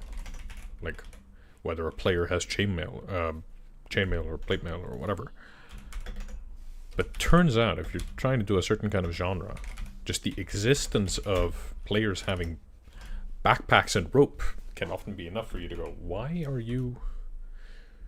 do you have all the equipment an adventurer has, if the premise was supposed to be that we're not adventurers? And that can often be enough for me to sort of pull me out of the fantasy. But the solution is fairly simple. You just sit down, you think a little bit about equipment, you make it a part of the pitch, get your players on board and get them excited about whatever it is, right?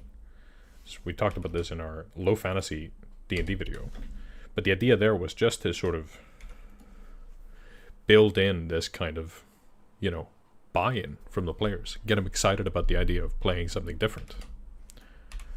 And the same goes for if you're going to play another system. We went and played Dragonbane over the weekend, 2 weekends ago, and I just made sure to talk a lot about what I thought that session was going to be like,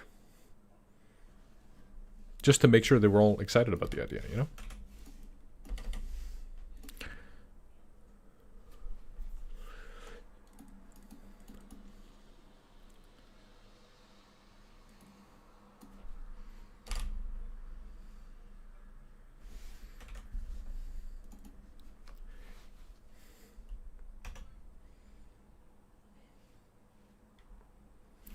Alright, I've got to call these guys something.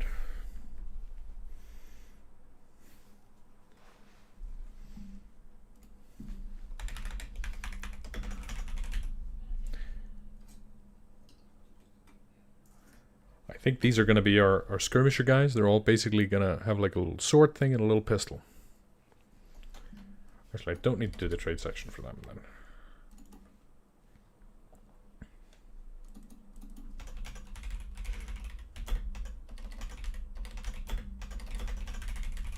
Can you reuse the sentinel thing?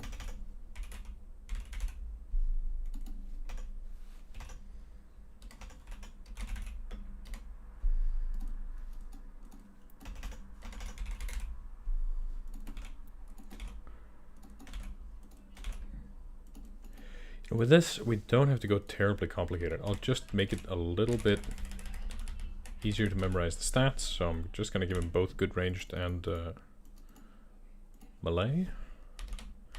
I'm going to put the pistol ranged increments from the firearm rules.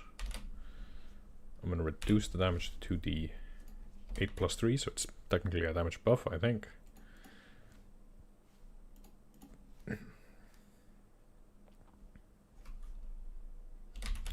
And I'll have the sword just be 1d8. So it's either 1d8 or 2d8. And I'm going to allow them to swap since they're dual wielding. So they can go thwack thwack, or they can go thwack bang thwack, you know, whatever.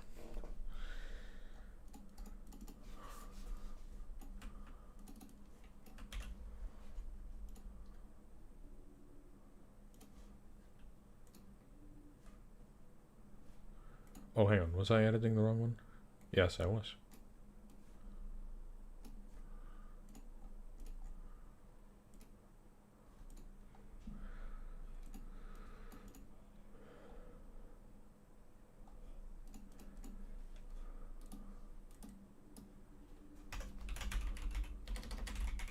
What's it called in current sentence?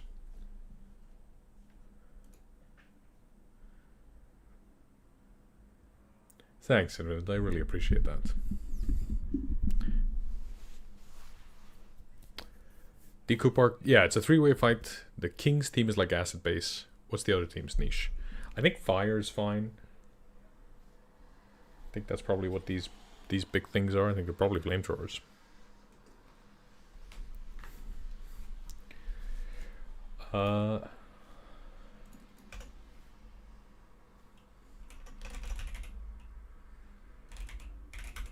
We'll just call them flamethrowers.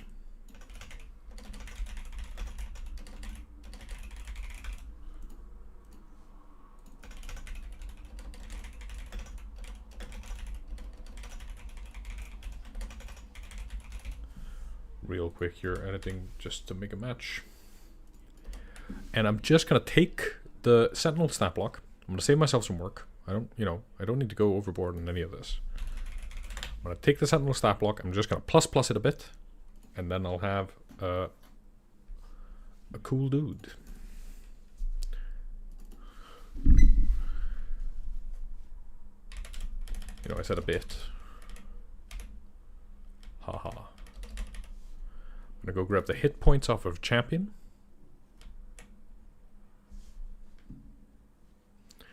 I'm gonna leave everything else the same.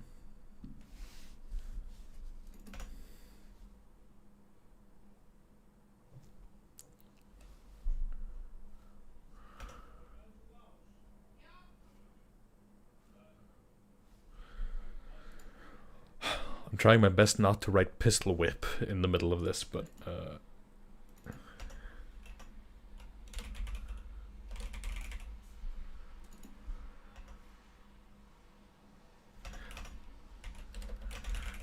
actually gonna call them tankers.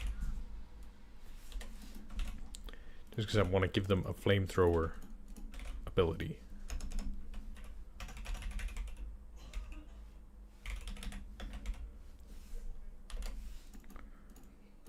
Let me go grab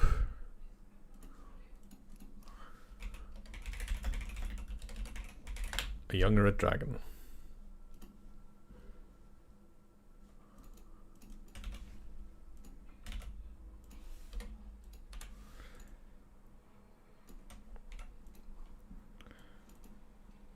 God, that's a lot of damage. Holy.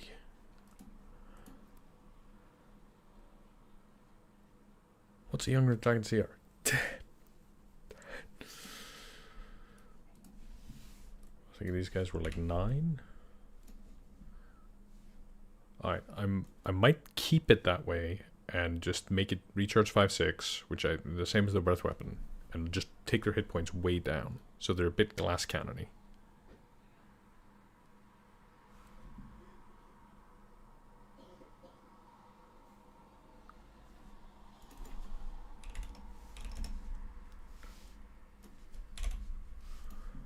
That might just be the way to go, because then I can go, 15.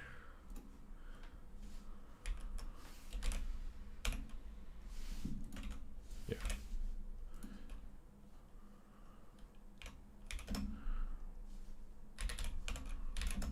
So I'll have to subtract. And I'll have to subtract 3 times 7. It's 21. Does that add up?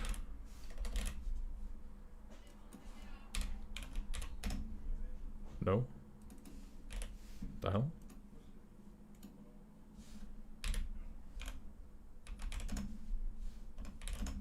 Yeah, okay, there we go.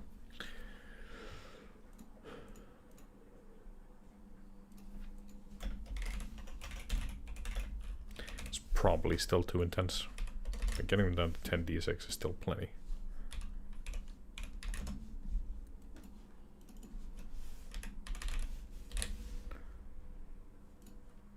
Although, whoa, Gunnar, thank you so much. I really appreciate that. All the support is lovely, folks. This is especially just reassuring right now, because this is my first week going full time. I'm not showed up to the day job office for 3 days now, 3 working days, and I'm getting used to just being at home. Which is strange. I'm trying to get up early in the morning, making sure I start my workday fairly early on. And today I got a little bit stir crazy, so I ended up going on a walk, and it was just pouring rain outside. And then I got lost, and I got on this electric scooter, and I was like, I'm going to go to the store and buy some food. And I went to the nearby movie theater, and I got lost over there, and then I got turned around, and then I realized I'd lapped the store I wanted to go to twice, and then I finally found it. Managed to go inside. I bought myself a huge bag of sweets that I haven't eaten because I came home, ate my wrap, and immediately went live. So I had a whole adventure today. I called my dad and I was like, listen, I got to figure out how to not go stir crazy. So yeah, I really appreciate that. Thank you so much.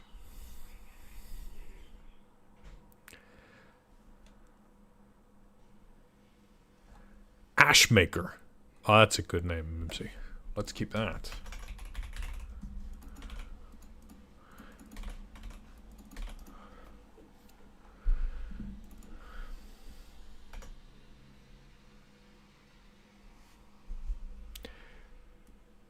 So I'm going to take away the recharge. I'm going to keep the damage low. I'm going to keep the success half.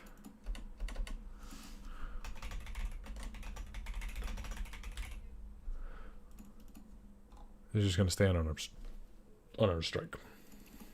They just get the 1 attack.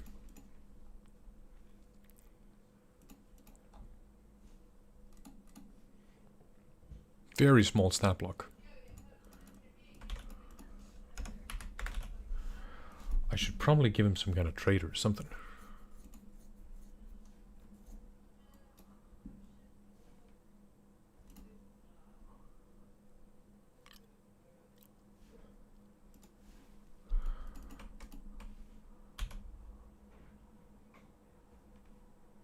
No, let's give him multi-attack.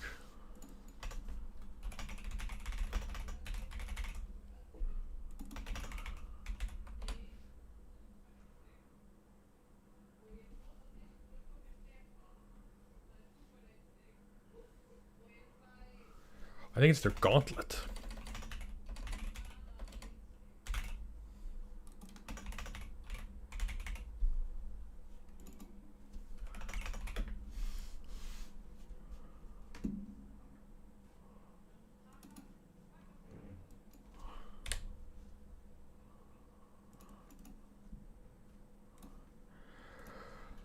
The stats won't be transferable. I'll have to memorize different numbers. Well, you know, in for a penny, in for a pound. Let's make him different.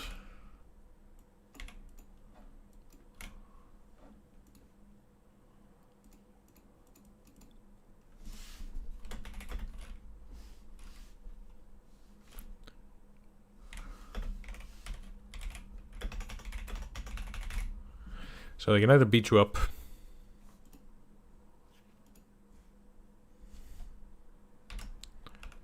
So hang on. That's more though, isn't it? Sorry. God. 57. Yeah. So now it's just no good. Well, I mean, so the flamethrower is still good as long as they can get 2 people in a cone.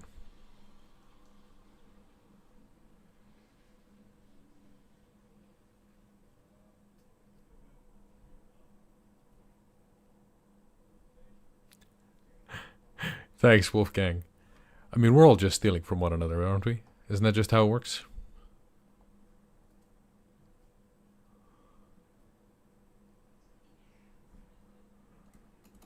Get a body doubling partner full time. Yeah, that's honestly the way to go. What's been keeping me sane is there are, you know, Discord calls that I just go hop into and stay there.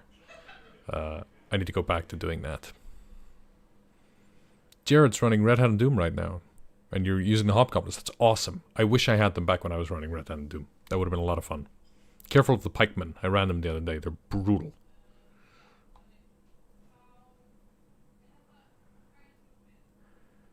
Yeah, burnt custard. Yeah. I'm having to do a bit of freelance as well. It's been kind of hectic. Oh, bludgeoning. Good call, Alex.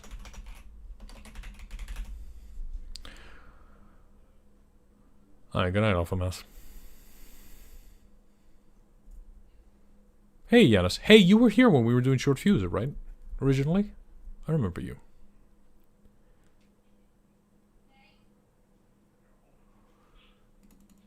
That does sound cool, Coopark.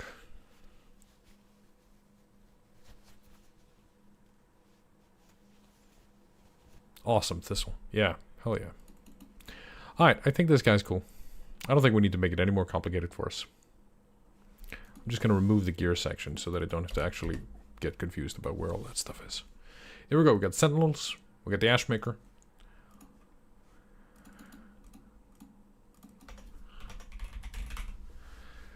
Now we need to make the commander. Hang on, dwarves are medium. I'll be honest, I never understood why. Guess because they're like bulky. The thick boys.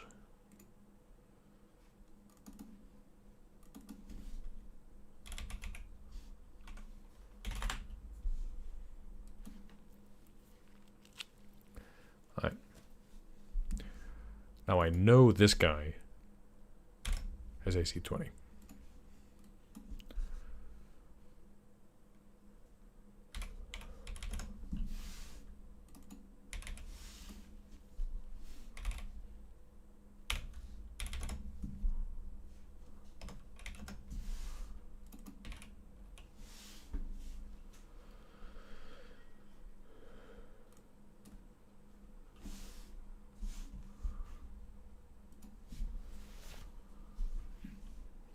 Okay, 15. Ba, ba, ba, ba, da, da.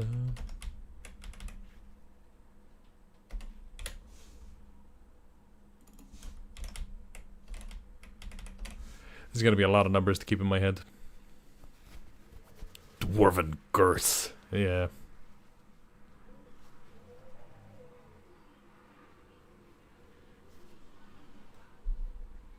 Oh yeah, Yanis. We've run the entire adventure except for the last session. So I'm just preparing the final fight now.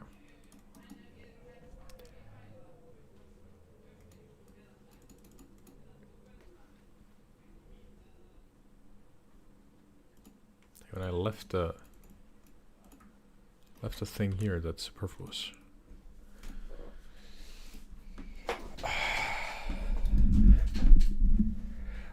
Honestly, probably just gonna steal a bunch of stuff from the warrior commander, but he's got a bunch of special attacks and stuff I don't really know about. Alright. I can do this commander at any point. You guys get the monster crafting part of this now, right? I don't need to do yet another monster. You get it, right? So let's real quick go worry about the actual finale of the adventure. This is the end of session 8. We got the skeleton bombers. We got the white heralds. We got the Venkaran ashmakers and the Venkaran... What do we call them? Sentinels. We got the Zonomancer.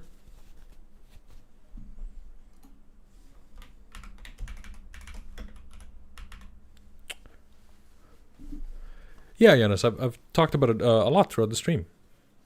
I don't know if I'll do another one. I might. But the general idea is that if you wanted to catch up, you can go catch up on the VOD.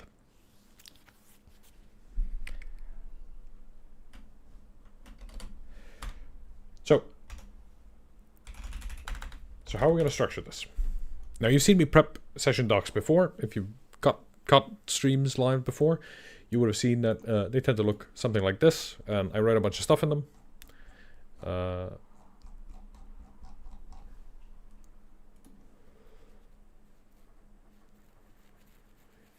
Yeah, we missed you, Yanis.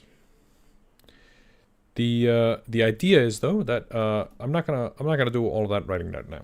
I am just gonna write down the sort of things that need to happen in order for me to know it's over, right? There's three-way fight between Chainforge, Thanaton, and the Expeditionary Group. Here we go. There's a ritual, and someone is preparing to summon the Unmaker. Right?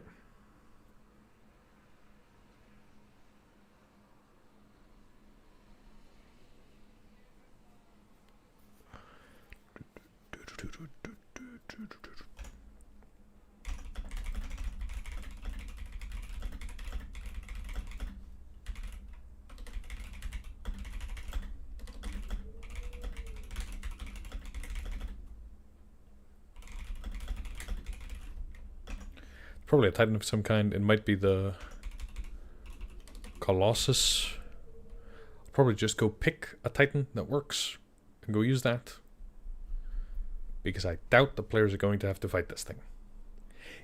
Put it this way. If the Unmaker gets summoned, I might just have to call it a night if they intend to fight it. Because here's the secret to creating a finale to your adventure. Here it is. It's not necessarily about the biggest fight possible. It's going to be awesome when they fight Thanaton and Chainforge. And, you know, if the Unmaker gets summoned and they get to fight the Unmaker, that's probably going to be cool too. Maybe I should go make a whole stat block for the Unmaker. I could. I'm not going to do it tonight. But here's what's going to make this memorable. It is the feeling that everything they've done so far mattered. Maybe not incredibly, maybe not more than anything else, maybe not mattered, you know, intensely, but it mattered. Creating this sort of sense of finality, the sense of, you know, conclusion, comes from the idea that we've done all these things and we are now wrapping them up. So, you know, they have this scroll of the elemental cataclysm. That's important. Throughout the adventure, they took steps to make sure that if the Unmaker gets summoned, there are contingencies. One of those steps was making sure that one of the bastions that they took and assaulted earlier on in the adventure would point its weapons towards the mountains where they knew the Unmaker was. Having done that, I could now write down in here, if Reardras, the Onomancer, is alive and the Unmaker gets summoned,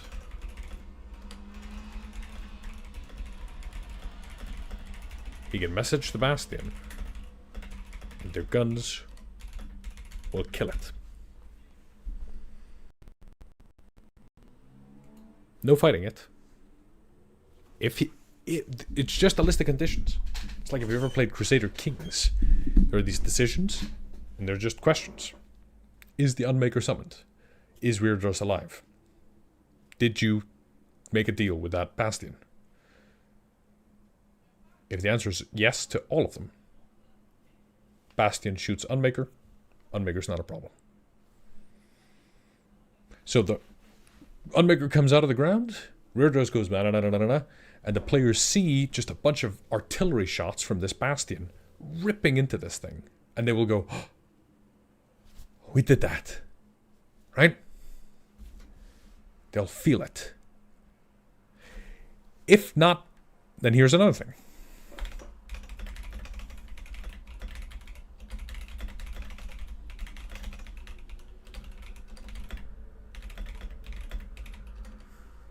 I'm blocking it. The Unmaker is summoned, and the Elemental Cataclysm is also summoned. The two can duke it out. Whichever survives will be trivial to kill.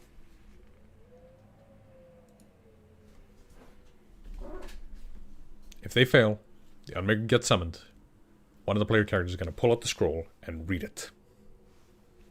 By the way, a Scroll of Titan Summoning has no rules that say it fails. There are some spells or whatever you have to make a roll to see if you can summon or use the scroll. Scroll of Titan Summoning is not a spell scroll. It is a special magic item that just instantly summons a Titan. So the player just goes, right, here we go. You guys sure? And they all go, and reads the thing. Elemental Cataclysm comes up. The two duke it out. I don't need to go roll a bunch of dice. I just say you watch as the two titans tear into each other. A swirling storm of elements rips into a mass of maggots, pulling out worms that drip to the ground in sickly acid and poison. Lightning strikes the core. The maggots writhe into the storm, shattering its bones apart. And I just say stuff, and the players will... And then I describe how they can now take the final blow on whichever Titan it is. We can roll initiative against a very weakened Titan.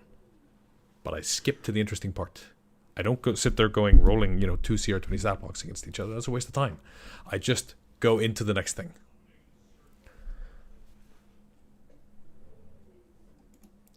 They did all these adventures in the interim. They went and picked up that Onomancer. He can help. They went and picked up that scroll. They risked everything for it. It can help. You just take these things, you tie them into the final battle. And it's all about the final battle, right? It's all about getting that climax. Like I said at the start of this stream, there are plenty of times I've been playing in or running what I thought to be a fairly mediocre adventure. And then, somewhere along the way, I kind of check out. And I'm like, oh, it's session time. All right. But then we get to the final fight. And when it's nailed, when everything goes right, it's all worth it. It suddenly becomes amazing.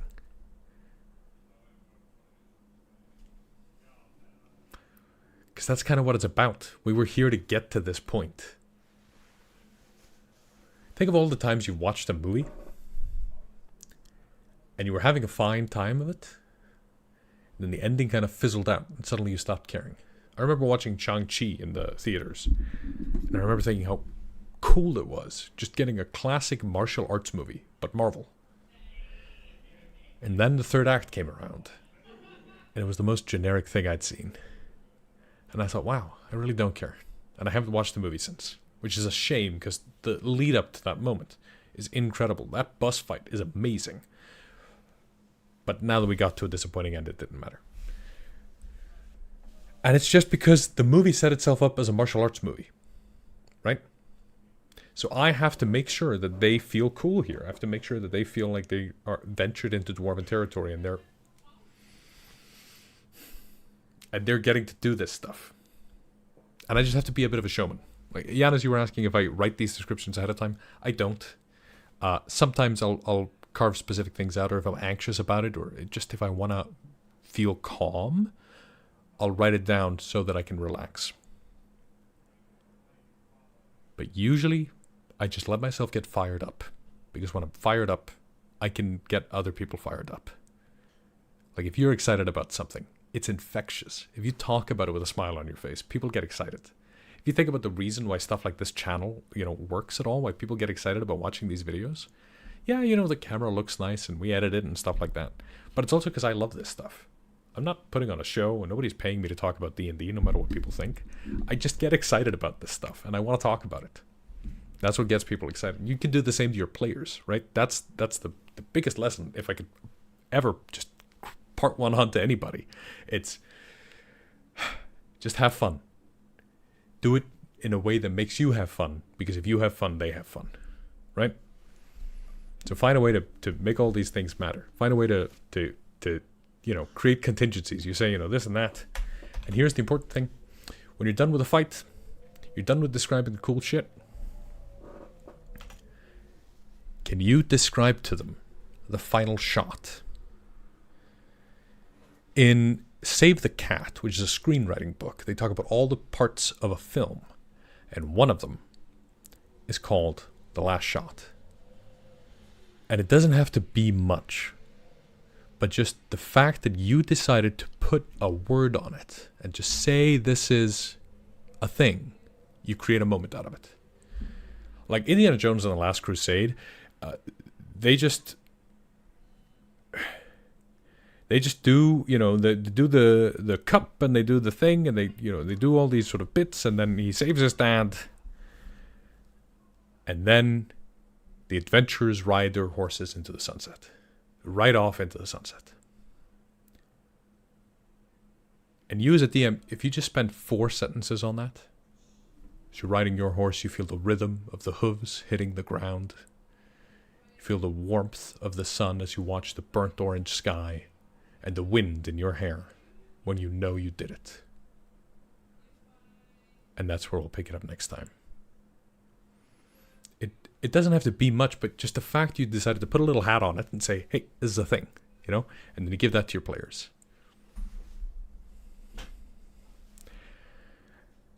Anyway, that's how you do it. Can we summarize?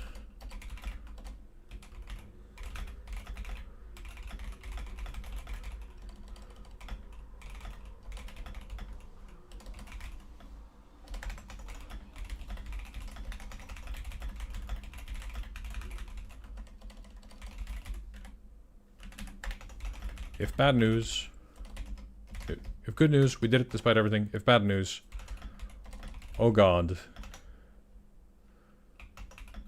we failed.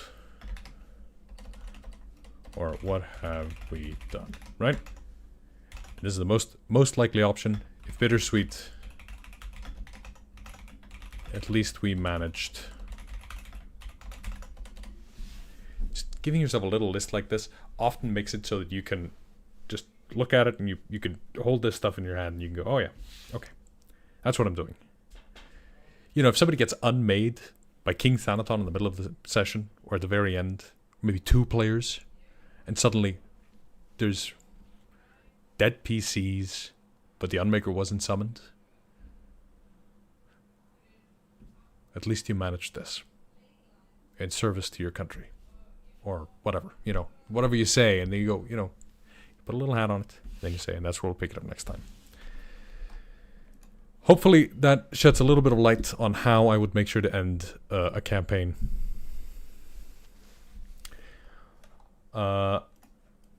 It's still a few weeks out. I might go open this up again and do another stream on it. I might just wait until the adventure is over, and then, like Yana suggested, sort of go through how it all went. That might be fun. I haven't thought that far ahead. I didn't know I was doing the stream until about 30 minutes before it went live.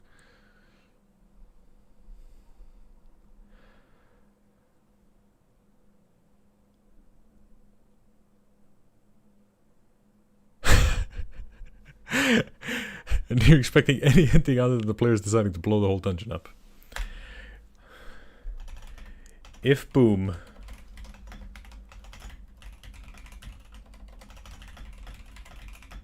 What you don't see is that he just described the mountain getting absolutely disintegrated, right?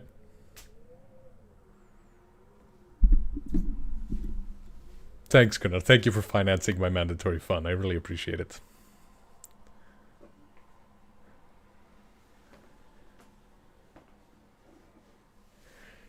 Yeah, I get that. You know, you get too excited. Yeah. No, I get that. That happens to me too. You just got to keep at it.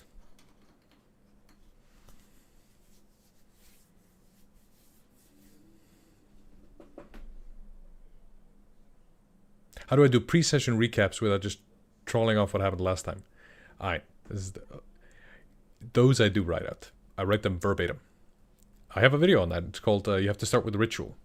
I start by describing, you know, I get the music going, get the characters going, and I get us all the way until I can have us in a scene. It's either roll initiative, or it's a line of dialogue, or it's make this kind of check. Get one of those three at the very end, and then we're playing D&D. Alright, I won't be able to get any further tonight. I'm going to call it here. Thanks so much for watching, everybody. We'll pick it up next time. This channel is run by me and my girlfriend, who would wave to you right now, but she's having fun playing board games. If you want to support us directly, especially now that I've gone full time, I'll remind you that there is a promotion going on our Patreon. It's 30% off of an annual subscription if you subscribe to the Adept tier right now or for the next 18 days until September 28th. 30% off, 30. And it's we don't get as much cash out of it, obviously, because it's a discount, but the stability makes it so that I can actually relax and start doing this full time, which is what I've been doing this past week, and it's been a pleasure. I have a really cool video coming out tomorrow. You should get excited about that. I spent all day editing it, more time than I normally spend, and that's a part of the benefit of being able to do this full time. I really hope that you enjoy the videos that are coming out. Other than that, if you are unable to join the Patreon, or if for whatever reason, or you're not interested, that's fine. If you're feeling especially generous, you could do me the favor of liking this video. Make sure to comment, share, subscribe, and hit the bell to be notified when we release new videos. So until next time, keep studying the mystic arts.